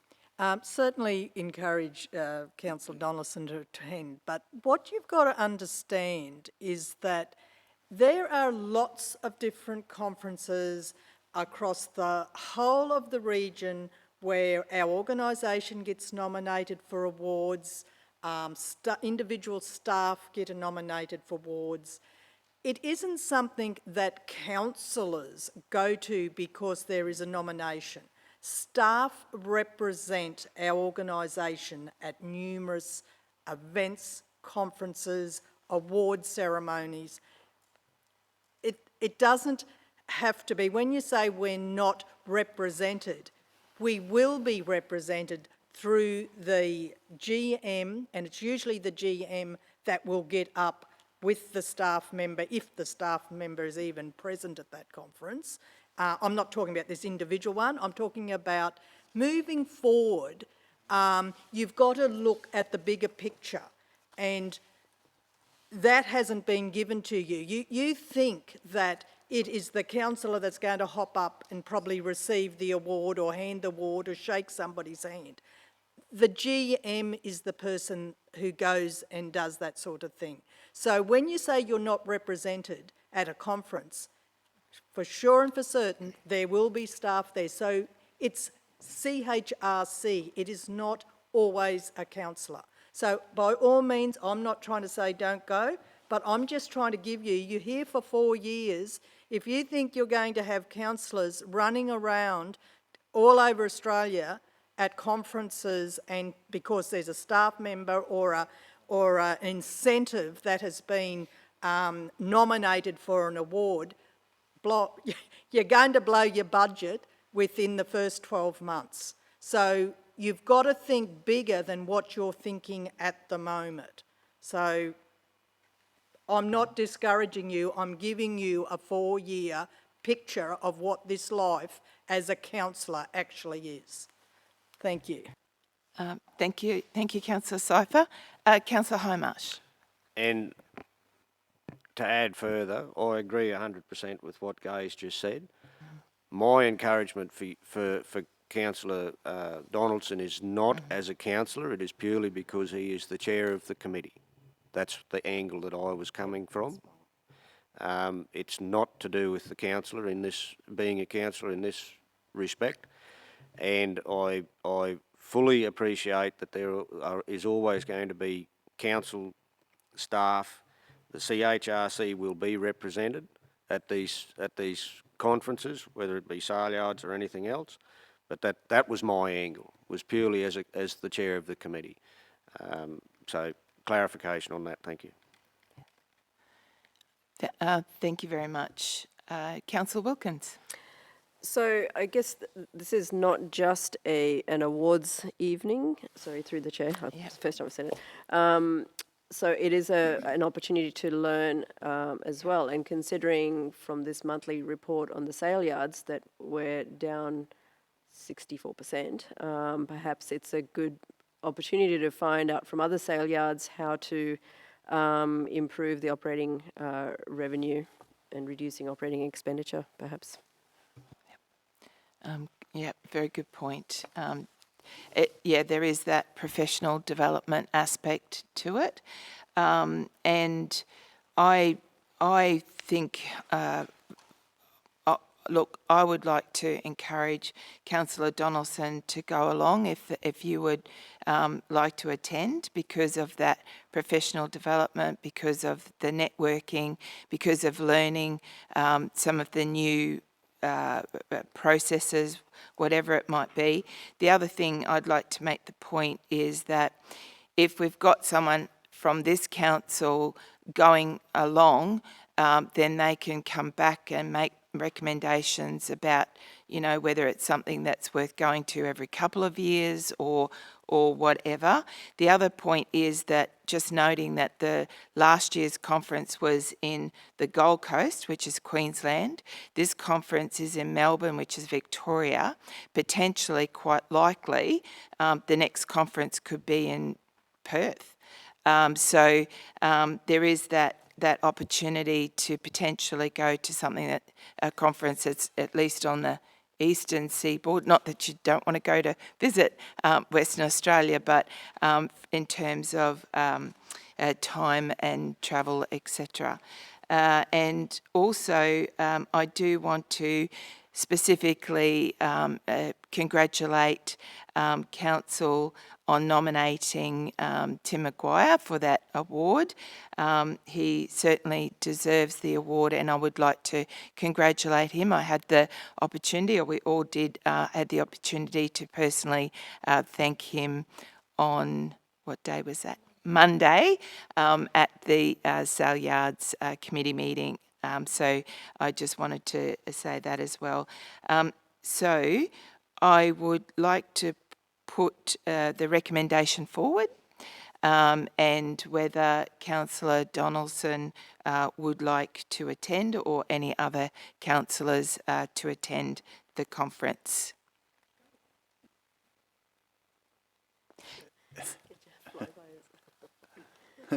I don't know what to do. If the, I'll go if the council wants me to go. Yeah, why not? Yeah, I think. If the council votes, I think I'll abstain from voting. Abstain? Abstain? I think you're You don't allowed think so? to still vote. Yeah. Abstain means no, so you have to vote. Righto. Oh, Councillor Whiteman. Sorry. Oh, Councillor Donaldson. No. Councillor Whiteman. At this meeting, we need to nominate somebody to go. Yes. That would not stop that person from not attending if their position on that changed in the future. I think it'd be advantageous to nominate Councillor Donaldson, and if upon reflection Councillor Donaldson decides that it might not be appropriate to go, well then that would be an option for him as well. Okay. Thank you. So any other comments or questions, and I'll put forward the recommendation. So the recommendation there is that Central Highlands Regional Council be represented at the 2024 Australian National Sale Yards Conference being held in Melbourne from the 31st of July 2024 to the 1st of August 2024 by Councillor Robert Donaldson. Can I have a mover, please? Councillor Whiteman, seconder, Councillor Highmarsh. All in favour? Motion carried. Thank you. Okay. Our acting CEO, Ross, has just whispered to me that the morning tea has arrived. So we will take a 30-minute break to have our morning tea, and we will return at 11:15. It's not quite half hour, but 11:15, if everyone's happy with that. Good. Thank you very much.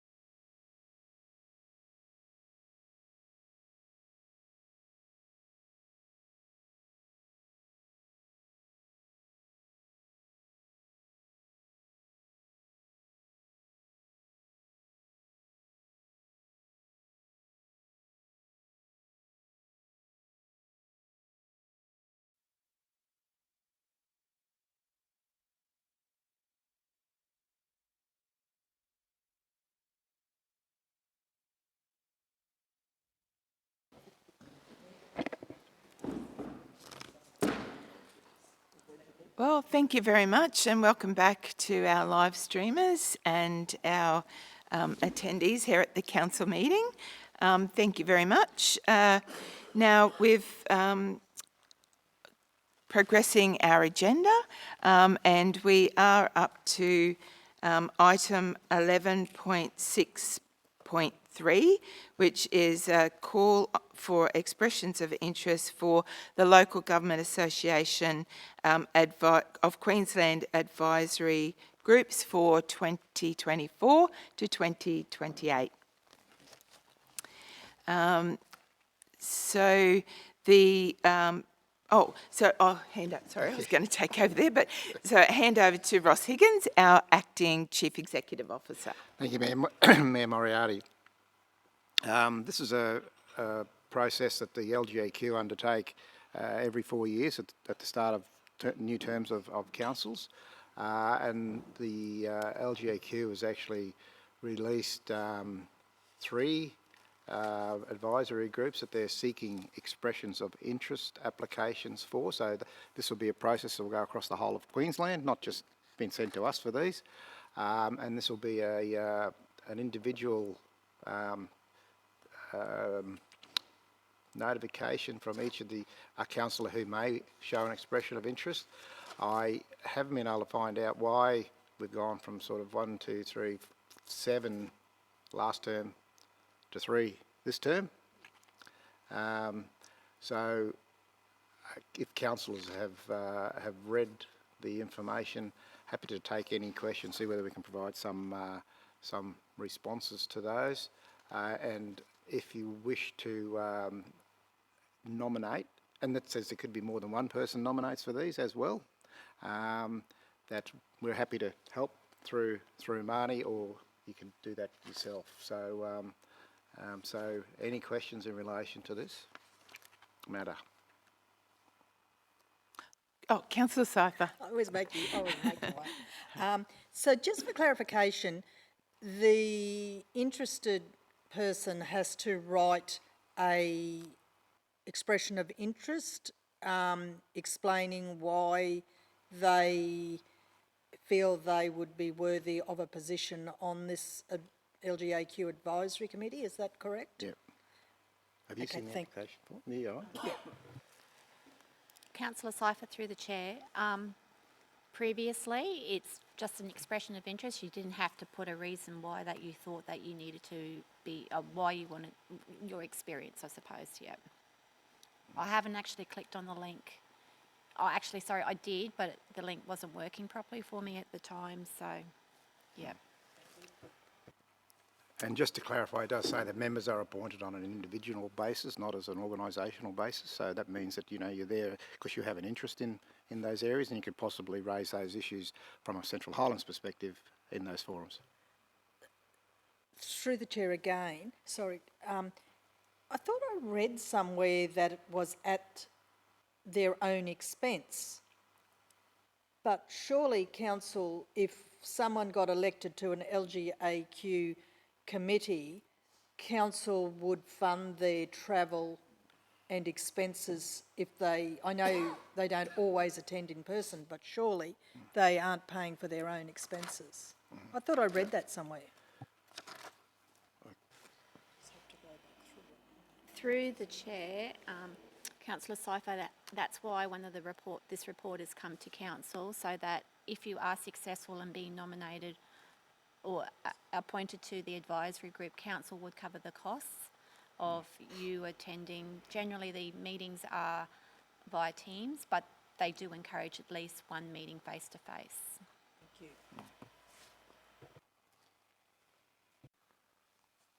Councillor Whiteman. And just through the chair, is it, so this is one nomination for the next 4 years? We don't get to re-nominate every year for this one? Councillor Whiteman, I would suggest that if someone resigns, they may call another position if there's a vacancy arises, I would assume. Thank you. I participated last year, or last term, in the Planning and Development Advisory Group, and my name, we were just nominated through the council meeting, and then it was my understanding that the councils would nominate people back to the LGAQ, and then the LGAQ would make the final decision on who their members are, because they've got composed of a minimum of 8 and a maximum of 12 members. My nomination was accepted, so to be one of the maximum of 12 members was my understanding as well. Because we had COVID, all our meetings were virtual and face-to-face, so I think they offered one opportunity to actually meet face-to-face. So, yeah, so did I say that right? Yeah. Our meetings were virtual, but not face-to-face. But I think by the end of the term, we had the opportunity to actually go down there and meet face-to-face, which I didn't do. I still attended virtually. Yeah. So I know previously I'd been told that once you go on to these committees, those 4 meetings that you have for the year, they were like you actually went to Brisbane for them. So, yeah. But I'm not sure what, obviously here they're saying they'll probably do either or. Well, because they do get together in the group, the people that are down there, and then the most of us throughout the state participated virtually, and then like they encouraged at least once to get to face-to-face. So, and my experience was that it was a great opportunity to not only meet with other councillors. There was, I think it was a deputy mayor or mayor of one of the councillors who was the chair of our advisory group. So it was a great opportunity to meet councillors from other councils, as well as often there would always actually be presentations from state government representatives that were relevant to the topic, or other councils as well. So I felt it was a good investment of time. So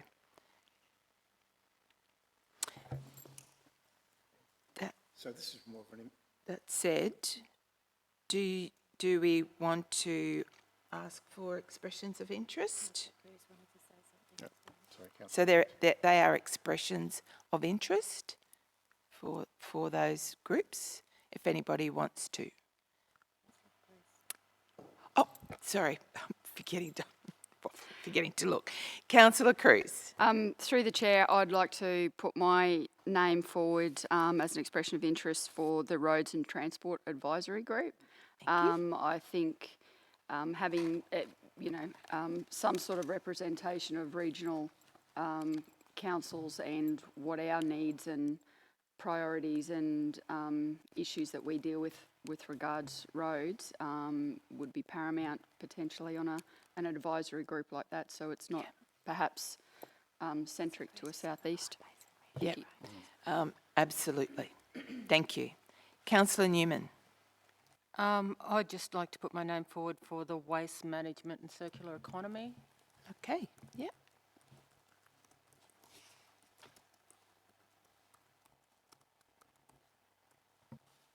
And Councillor Wilkins. So just firstly to clarify, is it, so all the meetings will be in Brisbane or online potentially? The meetings are usually held in Brisbane, and you can attend online. Okay. Yeah. That's what my experience was, yeah. Well, I'd like to go for the same one as Karen. Yep.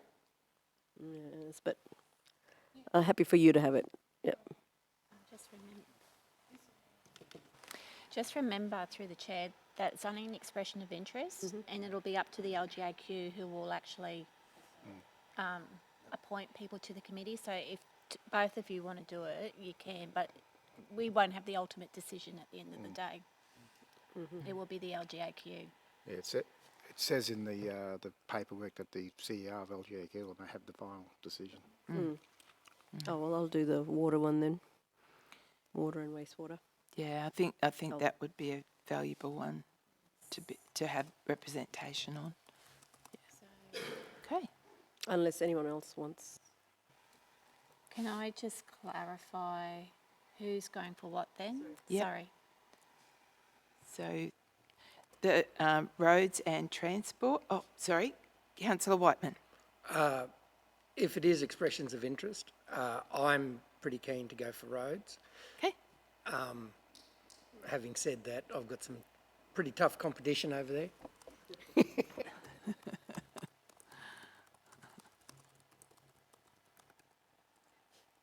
Very good. Okay, so at this stage we've got for the roads and transport advisory, LGAQ advisory group is Councillor Cruz and Councillor Whiteman to submit expressions of interest. And for the water and wastewater management, Councillor Wilkins. And for the waste management and circular economy, Councillor Newman. Is that correct? Very good. So if anyone wants assistance to fill out the expressions of interest, you can do it yourself online, or certainly come and see Marnie and she will assist. Have I dropped you into the deep end? Councillor Whiteman. Through the chair, I did notice that it specifically says elected members and executive, senior executive. Were there any of the senior executive team that wished to put their name forward? Was that notified to them? That wouldn't have to go through council. That would be a decision of me and the executive leadership team. Okay. Yeah. But I don't think there's been a senior executive on this. There is? Oh, sorry. Previously, General Manager Margaret Gatt had sat on a committee a few years ago, or a few terms ago. I'm not sure if General Manager Houlihan has. Through the chair, no, not directly to these committees. However, we do get a lot of opportunities to work with the LGAQ at various levels to provide information to these committees to make decisions or recommendations. And obviously, from a strategic level, we have representation for roads. As an example, we have our RRTG as another layer from a regional approach, which then can go to the LGAQ. So the LGAQ form parts of our regional road transport group. So that's sort of in terms of a strategic approach.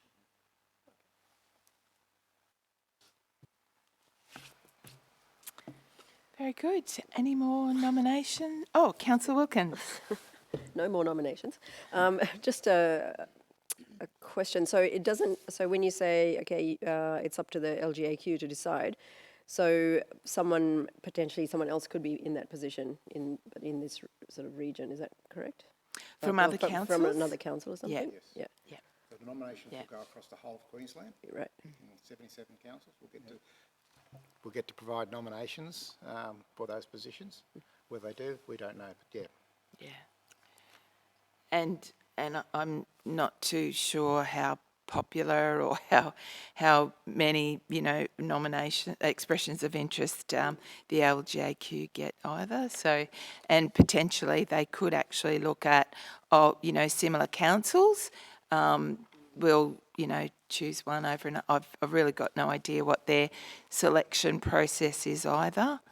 So, but. So then, do you have to have someone for each of those groups? No, you don't have to. No. So can I then change it to the waste management and circular? Yeah, sure. Yeah. Sorry. Yeah. Because I'm a bit more passionate about that. Yeah. and have, representation.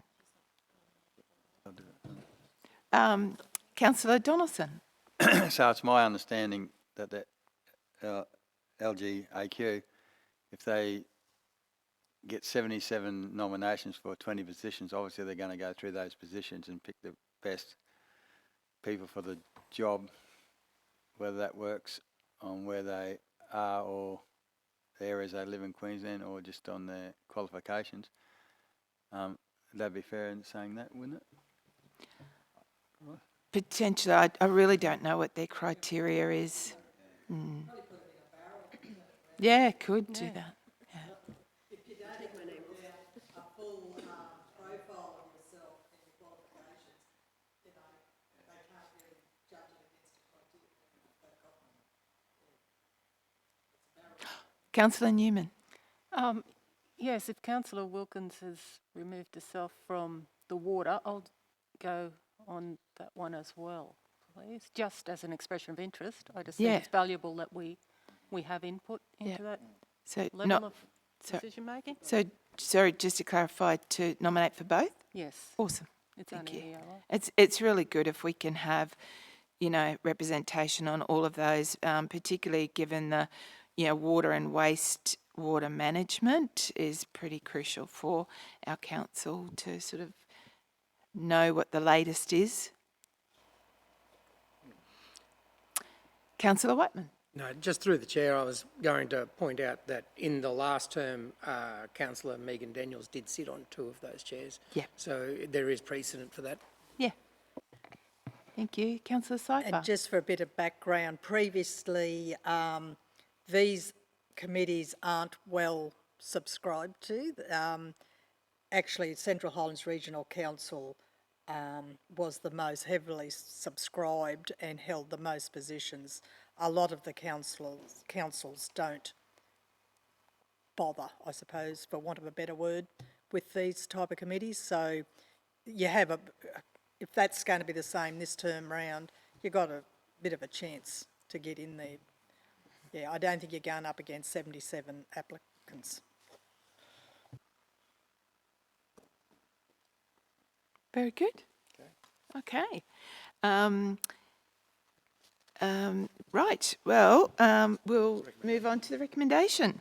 So the recommendation is that the Central Highlands Regional Council endorses the expressions of interest applications for councillors Cruz and Whiteman be nominated for the Local Government Association of Queensland Roads and Transport Advisory Group. And number 2, Councillor Newman be nominated for the Local Government Association of Queensland Water and Wastewater Advisory Group. And number 3, Councillor Newman and Councillor Wilkins be nominated for the Local Government Association of Queensland Waste Management and Circular Economy Advisory Group. So can I have a mover, please? Councillor Whiteman. Seconder, Councillor Donaldson. All in favour? Motion carried. Thank you. Okay, very good.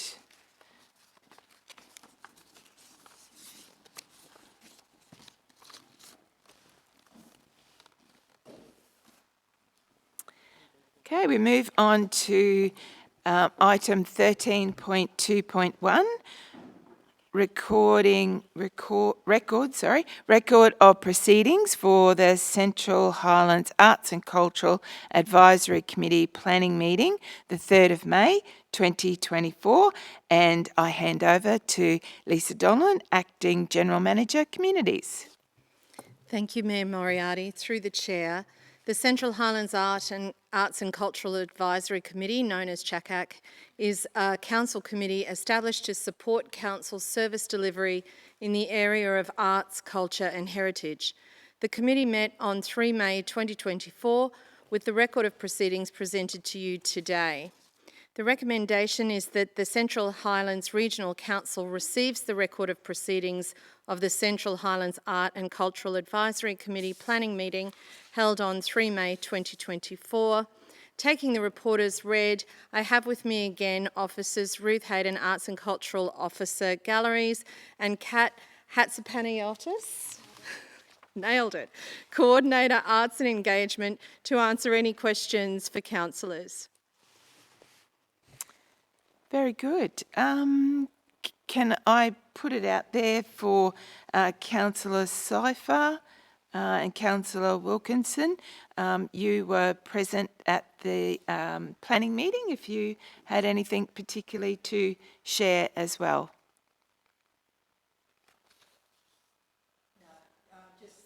Sorry, through the chair, just congratulations to the team who continue to deliver exceptional standard of arts and culture and heritage across our region. Congratulations and thank you for all the hard work you've put in. Thank you. Very good. Well done. No other questions or comments? And I guess my only one is that you would already have a fairly full program for Arts in August for this year. Through the chair, we are still in the planning phase of what that might look like, and of course waiting for what our budget position might be to be able to run those activities as well. So we've got a few things in planning, but obviously waiting to get that final decision before we confirm. Yep, good. Thank you very much. So any other comments or questions?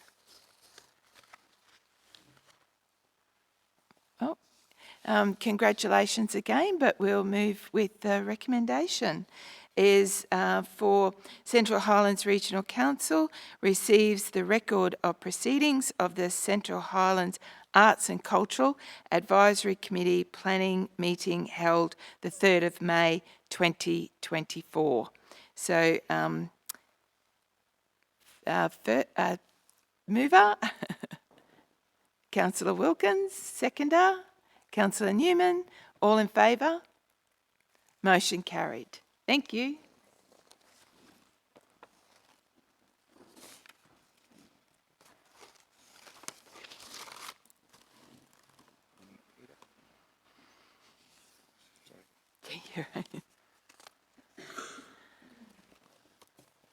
Okay, moving on to item 13.5.1, which is the Central Highlands Development Corporation Service Level Agreement Update Quarter 3. So I'll hand over to Ross Hickins, our Acting Chief Executive Officer. Thank you, Madam Mayor. I would straight pass the ball to Peter Dowling as the CEO of Central Highlands Development Corporation to go through his program. Thank you.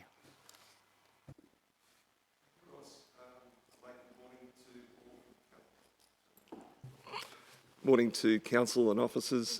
Pleased to be here to give the third quarter plus update, noting that there's been a couple of months in between that quarter. So as per the report, the purpose of this report is for the Central Highlands Development Corporation to provide a quarterly update to the council for the period of January to March 2024 in accordance with our service level agreement between the organisations. I'd like to go through a quick presentation and sort of update some highlights from that quarter, but noting I think council's looking at reporting by exception these days, so please hold me back if I go too long. But I just wanted to go with regards to the highlights first, and then we'll step into the scorecard for our operational plan. And then beyond that, we've got some financials there that are in the business papers as well. So we'll step through to the next one. So a big body of work that we've been doing in the first quarter and beyond is our workforce development program. And as updated with council in our overview discussions, The program is a combination of activities that have come through our ops plan in the last financial year, and it is a deliverable within Council's operational plan as well. The workforce development program has two priority areas. One is the workforce development and accommodation strategy, and the other is the talent attraction campaign. So we've been working since probably last September on the workforce development and accommodation strategy. And what you can see there in the highlights is some of the stakeholder engagement that's taken place, and also the launch in Blackwater on the 3rd of April. The other highlights that we've put forward are some of the actions that we're already working on. One was the activation of our workforce accommodation collective, we call it, so the WAC, which is just the working group that's helping drive forward these actions and get outcomes for the region. Action 4 in there is the Build 12 in 12, so we're looking at 12 forms of accommodation being developed in region over the coming 12 months. And I do have some information here that I'm happy to share with councillors and officers regarding the strategy itself, but also the 12 and 12 expression of interest that's online at present.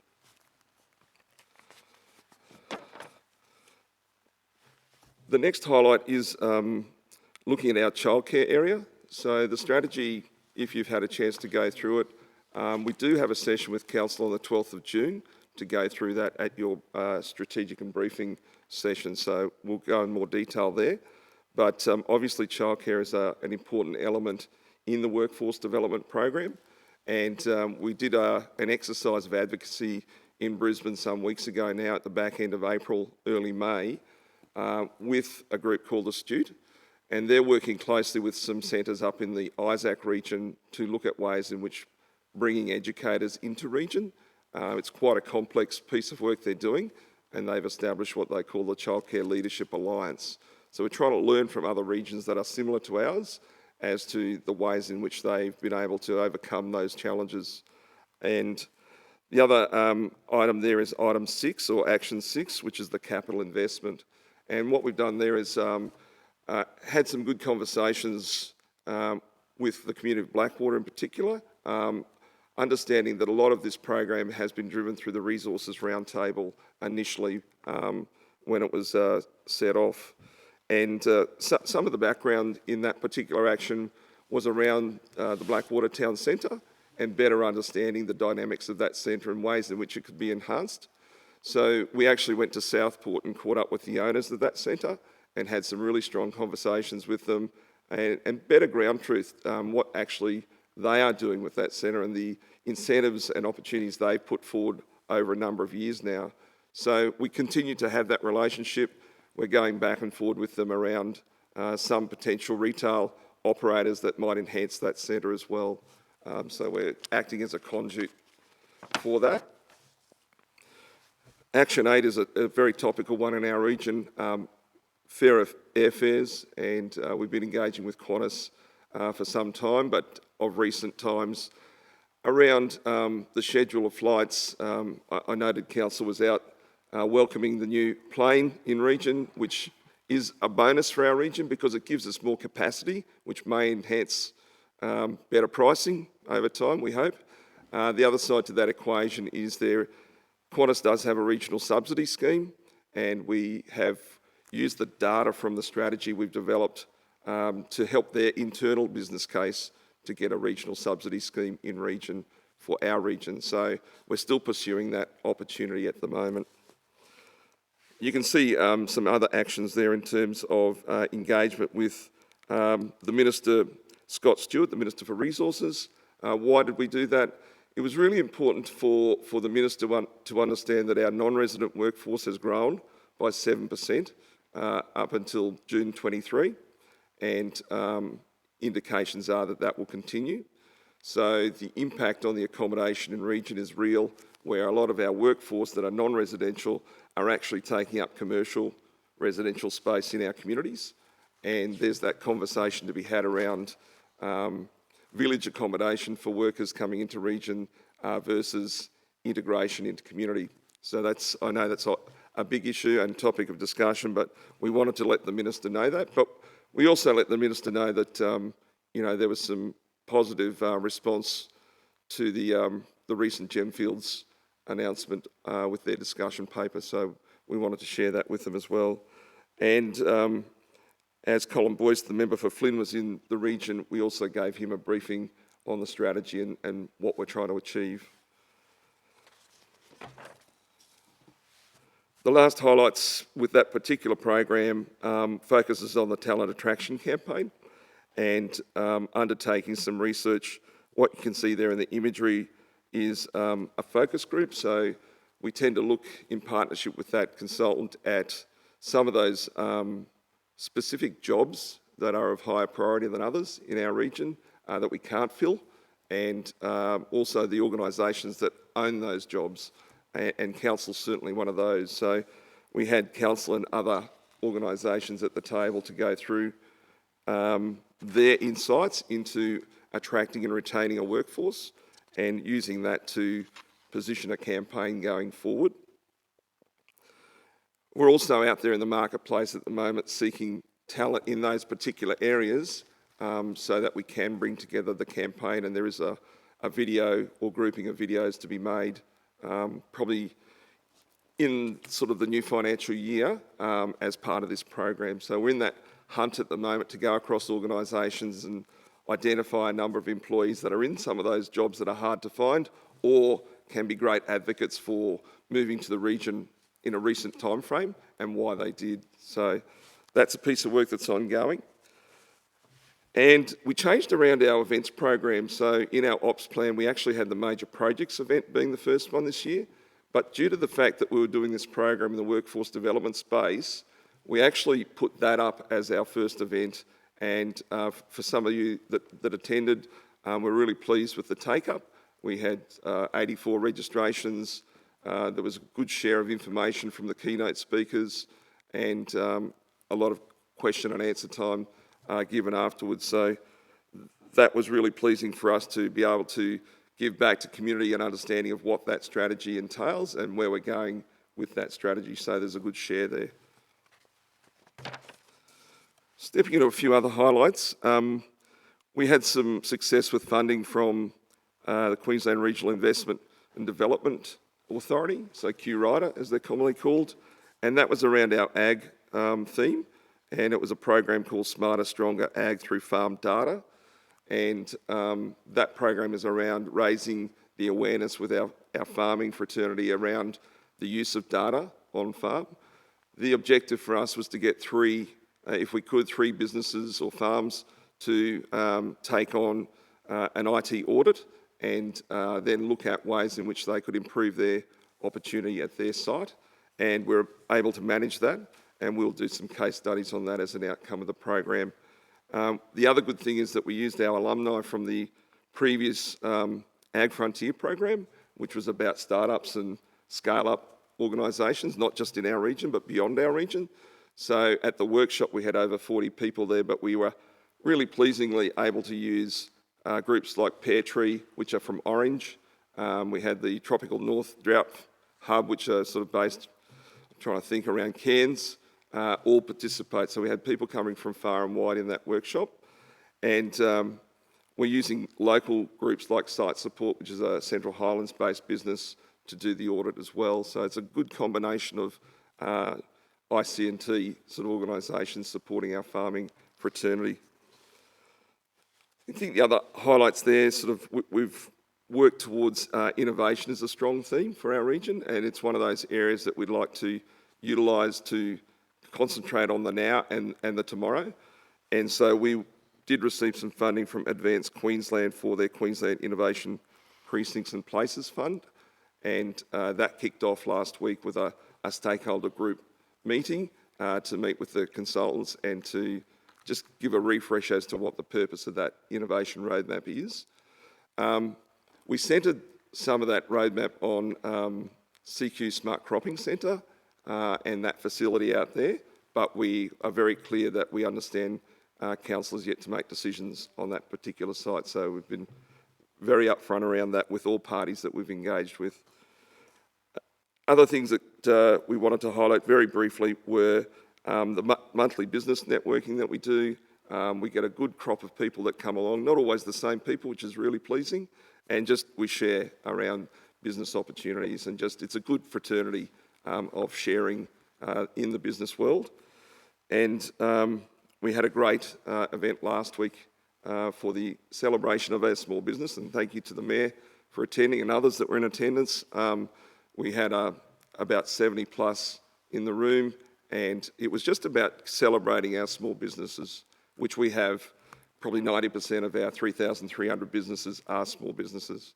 So that was a pleasing event as well, and we have a business survey out in the marketplace at the moment, because that's a really good indicator for us of trends. We do a set sort of question process year on year, and are able then to match the sort of trend analysis that comes from those surveys over time. But we also then throw in additional questions at the back end to sort of give us an understanding of some currency around issues of importance. Finally, in that highlights page, just in the tourism space, it is visitor season, which is great. We've had to go back and recruit our staff again for our satellite visitor service centres. So we've got 3 of those, Duringa, Springsure and Blackwater, and we've been able to recruit for all of them, which is great. And we work closely with those associations and groups that actually manage those centres. So they're not managed by CHDC, they're not even necessarily managed by council, but we provide some level of staffing in those centres to be able to service and support the volunteers for our visitor economy. We've also done some familiarisation, so we do try and get our visitor sort of economy workers, our volunteers, out to various centres at times. The last time we did was some of our caravan parks in Emerald, and they went and met with the operators and walked through the facility and got a better understanding of what they can then recommend as a volunteer at the counter in a visitor information centre. Additionally, we've got funding that we're still waiting on. We put an application in partnership with Council. We worked with Acting CEO to the Building Bush Tourism Fund, and that's all about signage and signage for the Gemfields. So we're looking at the Dig the Tropics signage out there and the interpretive trail signage out there that requires renewal. It's well and truly past its use by date. We've put in for 198,000, and we're still waiting on the outcome of that. So we'll see how that transpires over time. And other than that, a really pleasing one was the ability to reskin the new entry billboard that enters into Emerald and put our new branding on there that's been out there for a couple of years, but the opportunity had arisen to do that at the start of this year and leading into the tourism season. So there are a few highlights there. By exception, I just wanted to run through our operational plan, and we use that as a scorecard. So it's an all-in-one product.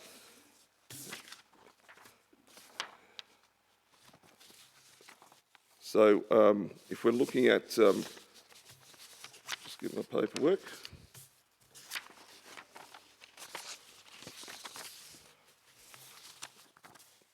No, seems to have disappeared. Here it is.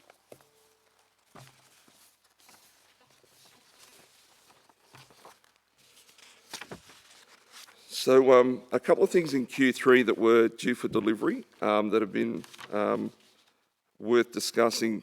Things like the Central Highlands Visitor Economy Strategy. So we've pushed that out to the next financial year. We have started it. There is a draft in place, and we're reviewing that internally at the moment. One of the reasons we've pushed it out is because our regional tourism organisation, Queensland Country Tourism, hasn't completed their destination management plan yet. We've had input into it, but we'd like to see what the outcome of that is before we complete our strategy.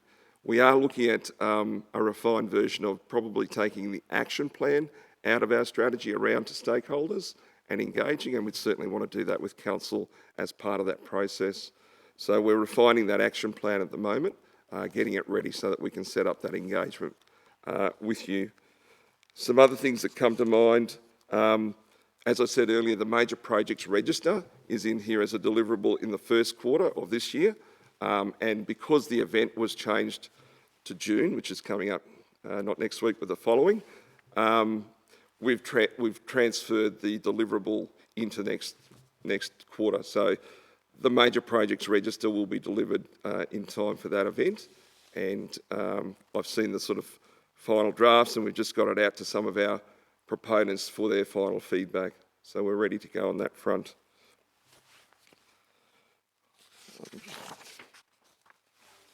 Council, I think that's it, probably by exception, in the operational scorecard. There's a lot happening yet to happen in Q4 as well. Stepping through to the CHRC contribution expenditure year to date, so that is up to the end of March that we've captured it. And taking the lead from the Mayor and trying to be responsive here, the Mayor's always wanted to see some of these data in this report, and we're very happy to do that. So pleased to get this transparency around the contribution spend.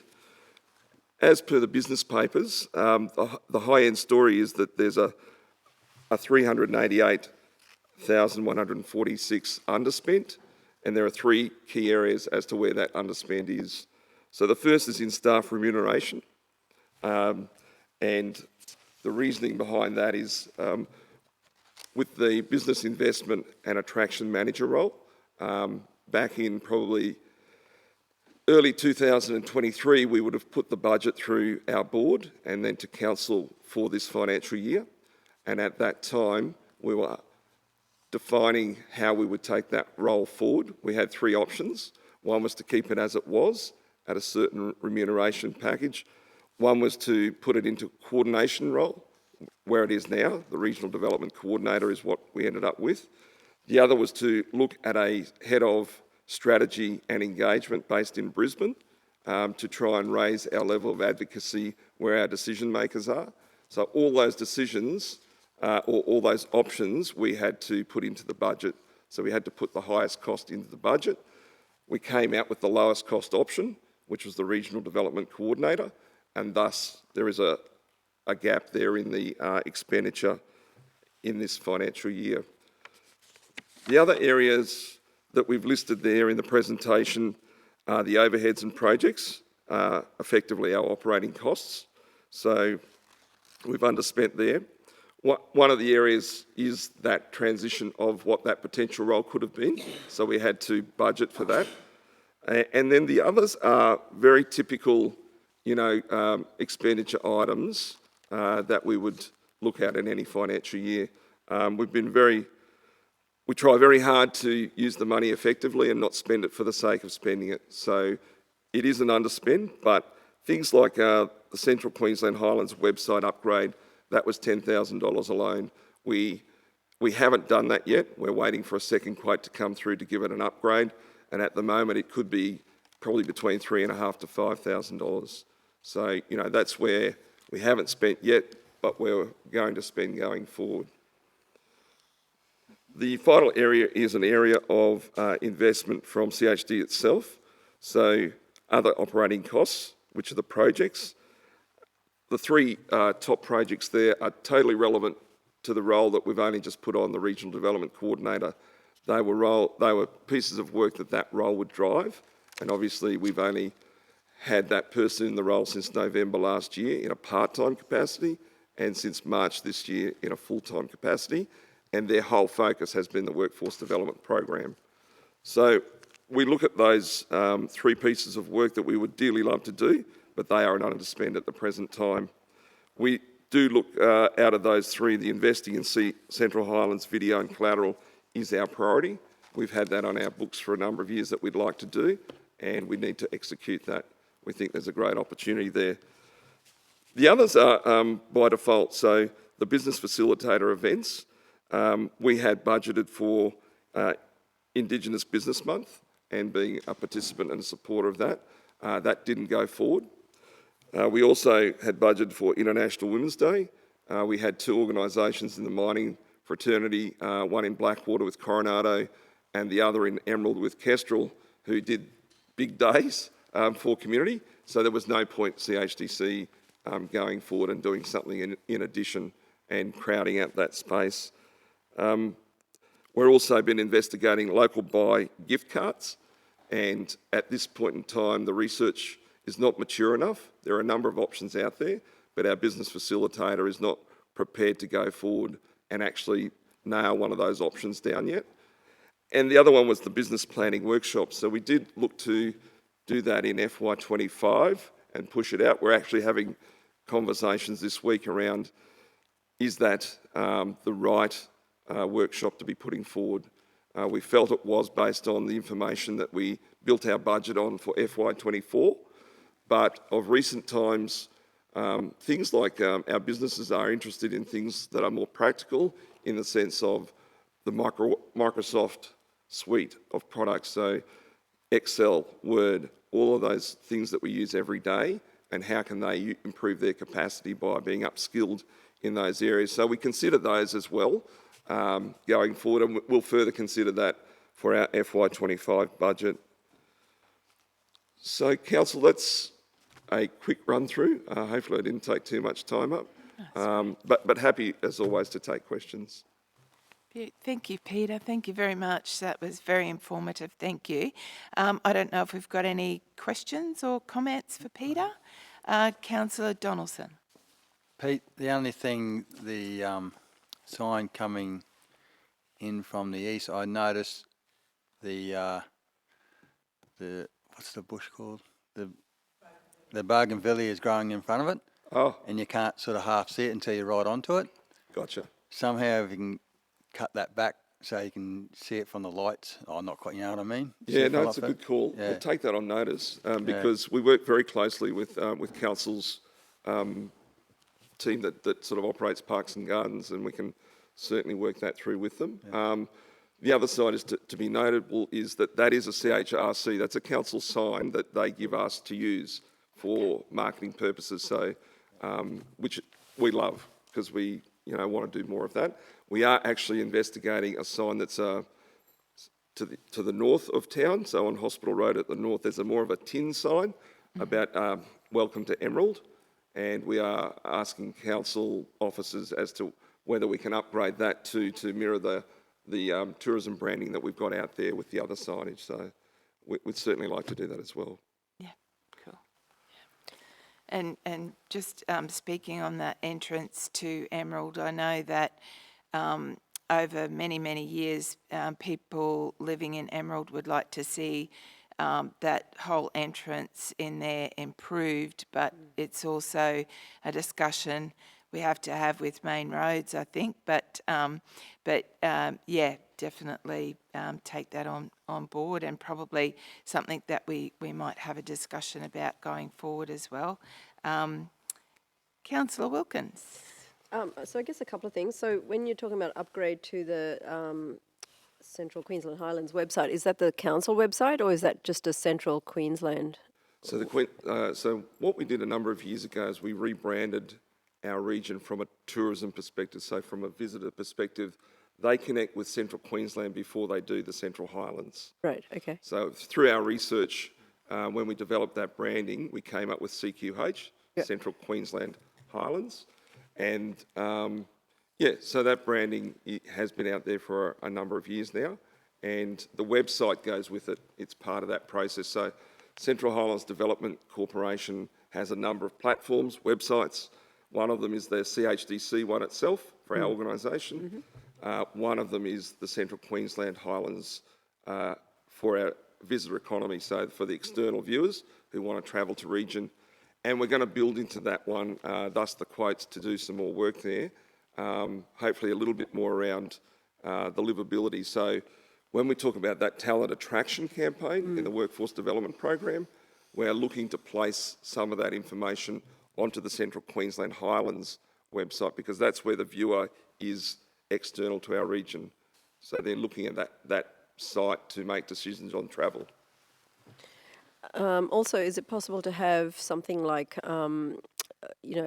there's a few electronic signs going up now in Emerald in particular, similar signs which actually advertise, what's on that week or that month or something like that in the region. Just very easy to see rather than have to go onto a website necessarily and We stuff certainly like that? have considered that, and our board and events coordinator Kylie Hawkins has raised that with me directly.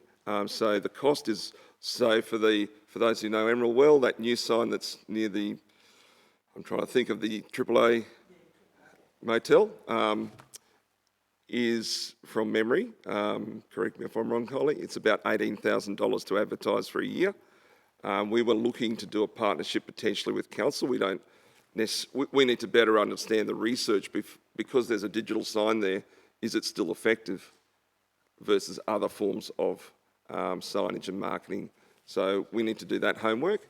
But, we're certainly open to that. And there might be an opportunity to partner with council, to do something just with CHDC, you're right, with events and things that are coming up. So we do have the What's On in Central Queensland Highlands platform online. So we are constantly updating that to talk about the events in our region every week. So yes, some of that may be transferred to a digital sign. We just need to work out beyond the cost, the logistics of actually resourcing that. So when you're talking about that sign just then, was that the one on the corner of Edgerton and Opal? No. Or the one on the Capricorn Highway? Cause Yes. that massive one on the Capricorn Highway, yeah. Near the motel, yeah. Yeah, that's pretty awesome.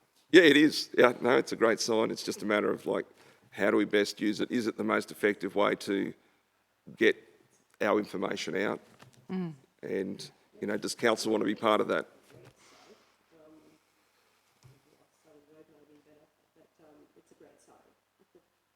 Yep.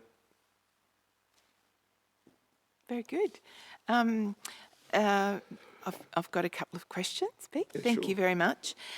With the Central Highlands Workforce Development and Accommodation Strategy, I think we might have spoken to you about the option of, I know we have internally, the option of having that strategy presented to the councillors, so that we've got a better understanding of what the actions are, and if and how council's going to be involved in anything, because it's sort of one of those strategies that's I think funded through council, I think, or supported, but adopted through Central Highlands Development Corporation. So yeah, just for us, I suppose. Unfortunately, I wasn't involved and didn't get to the presentation. But yeah, just to have that opportunity to work out how we're all working together on that. Yeah, yes, we've set aside a time in the diary for the 12th of June. Yeah. But beyond that, we have been keeping council updated.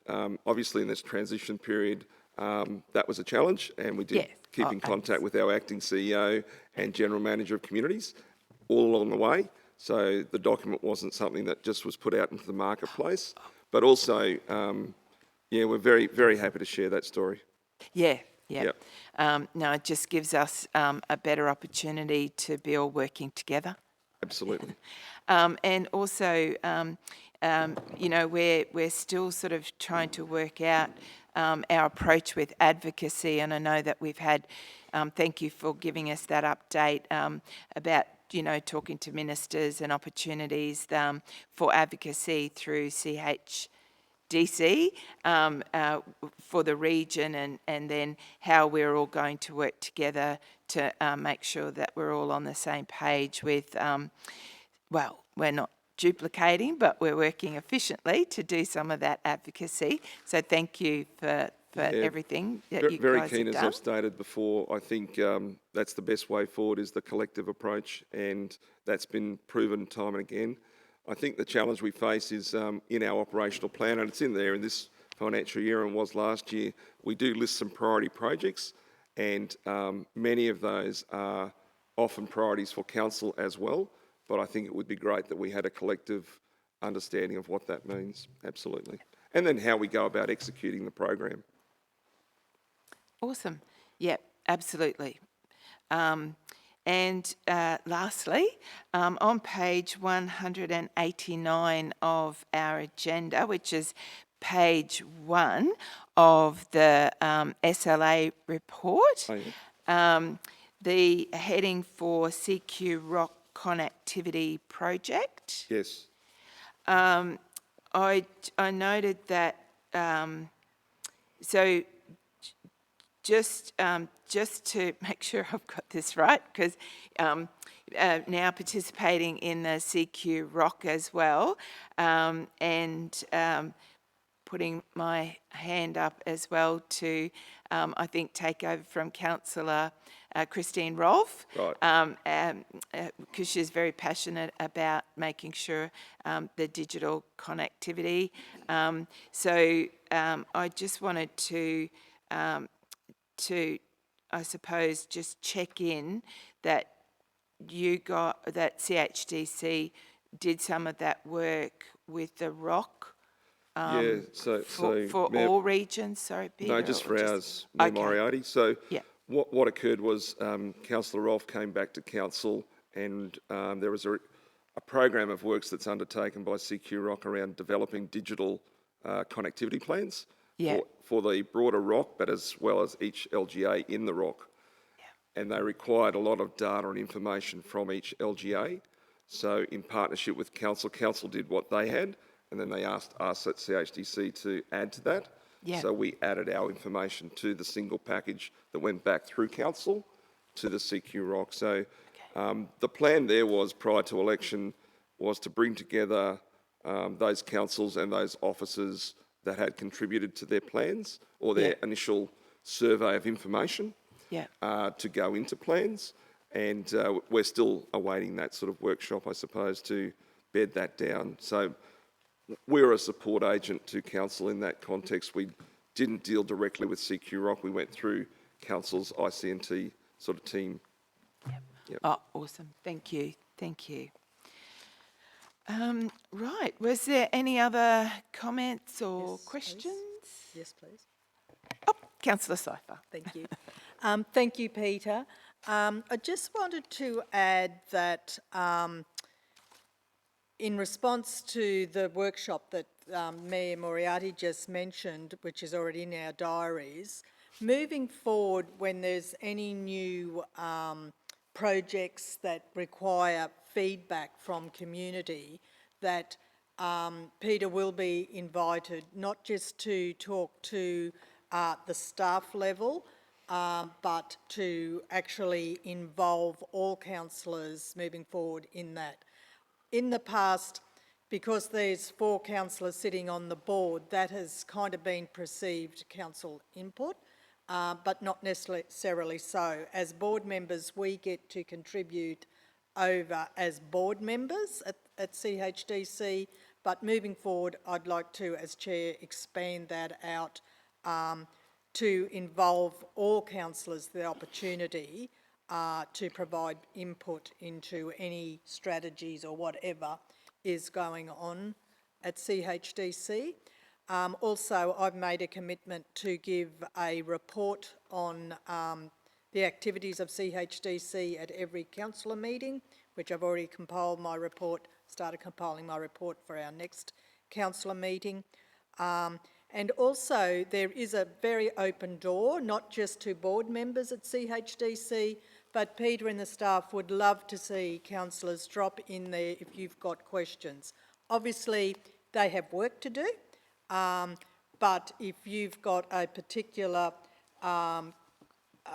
question you want to ask about anything, please just pop in, ask if the relevant staff member is available. They may not be available when you pop in, but then make an appointment. It is open house, and the more information we can all get and give back to the community, the stronger the vision and the delivery and the spread of CHDC will be. So open house, it's up to you to take responsibility to seek out the information you require. So thank you. Very good. Thank you very much, Councillor Cypher. And also, just to add to that, at our community consultations, Councillor Cypher's also been updating the community at those meetings as well on behalf of CHDC. And as part of our consultation, we've also got it listed in our papers to give out to community this afternoon as well. So, very good. Yeah, Okay. thank you, Mayor Moriarty, and thank you, Councillor Cypher. It's really clear that we would love to continue to work closely with council officers, councillors, to let you know that we don't have the governance restrictions that council does have in the engagement between officers and councillors. CHDC doesn't have those restrictions, and that's been done deliberately. So we would love to see you, whether it's a walk-in off the street, and we've had a few of those, which are great, or whether it's setting up a time with us, or you want us to come to you, please let us know. Yeah, great, awesome. Thank you very much. Thank you. I guess that we come to our resolution or recommendation. Okay, the recommendation is that Central Highlands Regional Council receives the Central Highlands Development Corporation's quarterly update for the period of January to March 2024 in accordance with the service level agreement between both organisations. So can I have a mover? Councillor Hindmarsh, and a seconder? Councillor Donaldson. All in favour? Motion carried. Thank you very much. Thank you. Okay, very good. Now, we've just got a late agenda item, which is a closed session item that was submitted yesterday afternoon. So that's our last agenda item before we move into general business. So I need a motion or a recommendation to move into closed session. So do I have a mover? Councillor Whiteman, and a seconder? Councillor Donaldson. I move that we move into closed session. We need to stop the live streaming.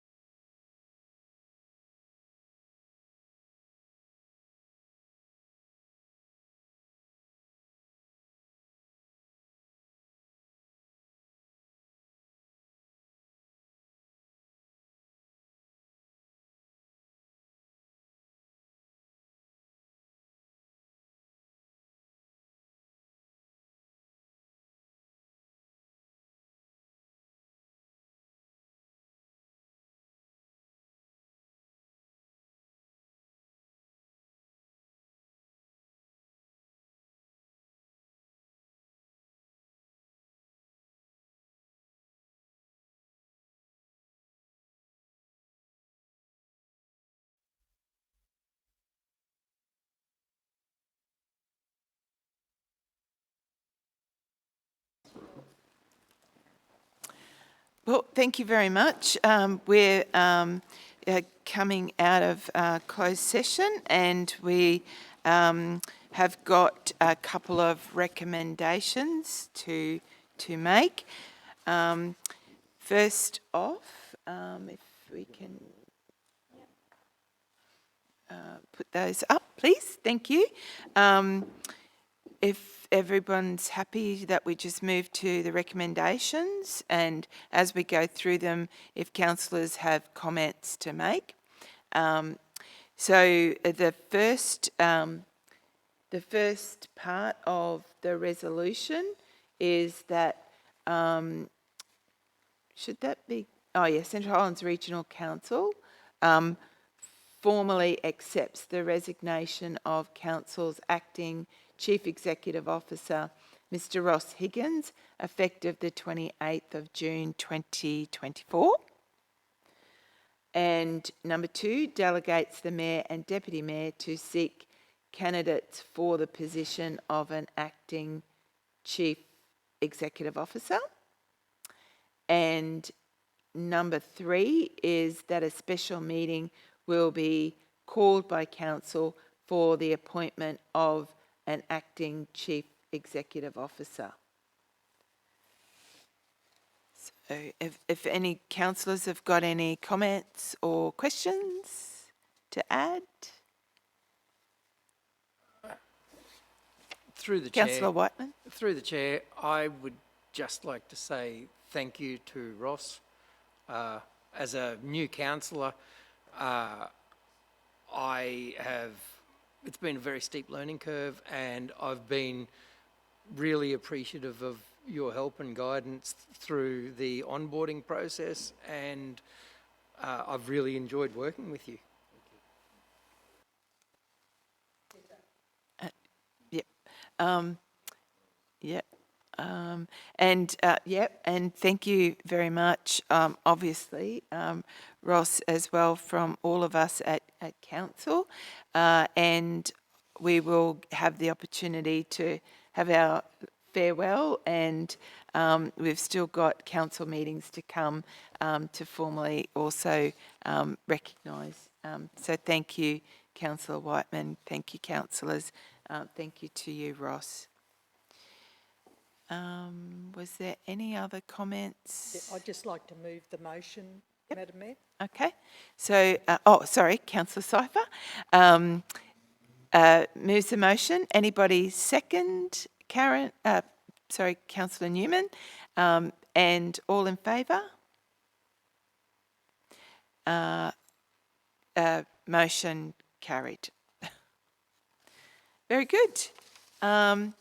Thank you all very much. And that brings us now to the item number 16, which is our general business. So if anybody has any general business to add for today? Oh, I think that, well, my only general business will be to invite the community to make sure that they know that we're having our community consultation at the Blackwater International Coal Centre, so the BIC, this evening at 5 p.m. So everyone in the community is welcome, or whoever would like to come along. So I think that brings us now to a close of our meeting, which is item number 17. So, yep, so we close the meeting now at 2:40. Thank you all very much. Thank you. And thank you to all the staff who prepare and set up for our meetings, particularly when we're going to our different communities. So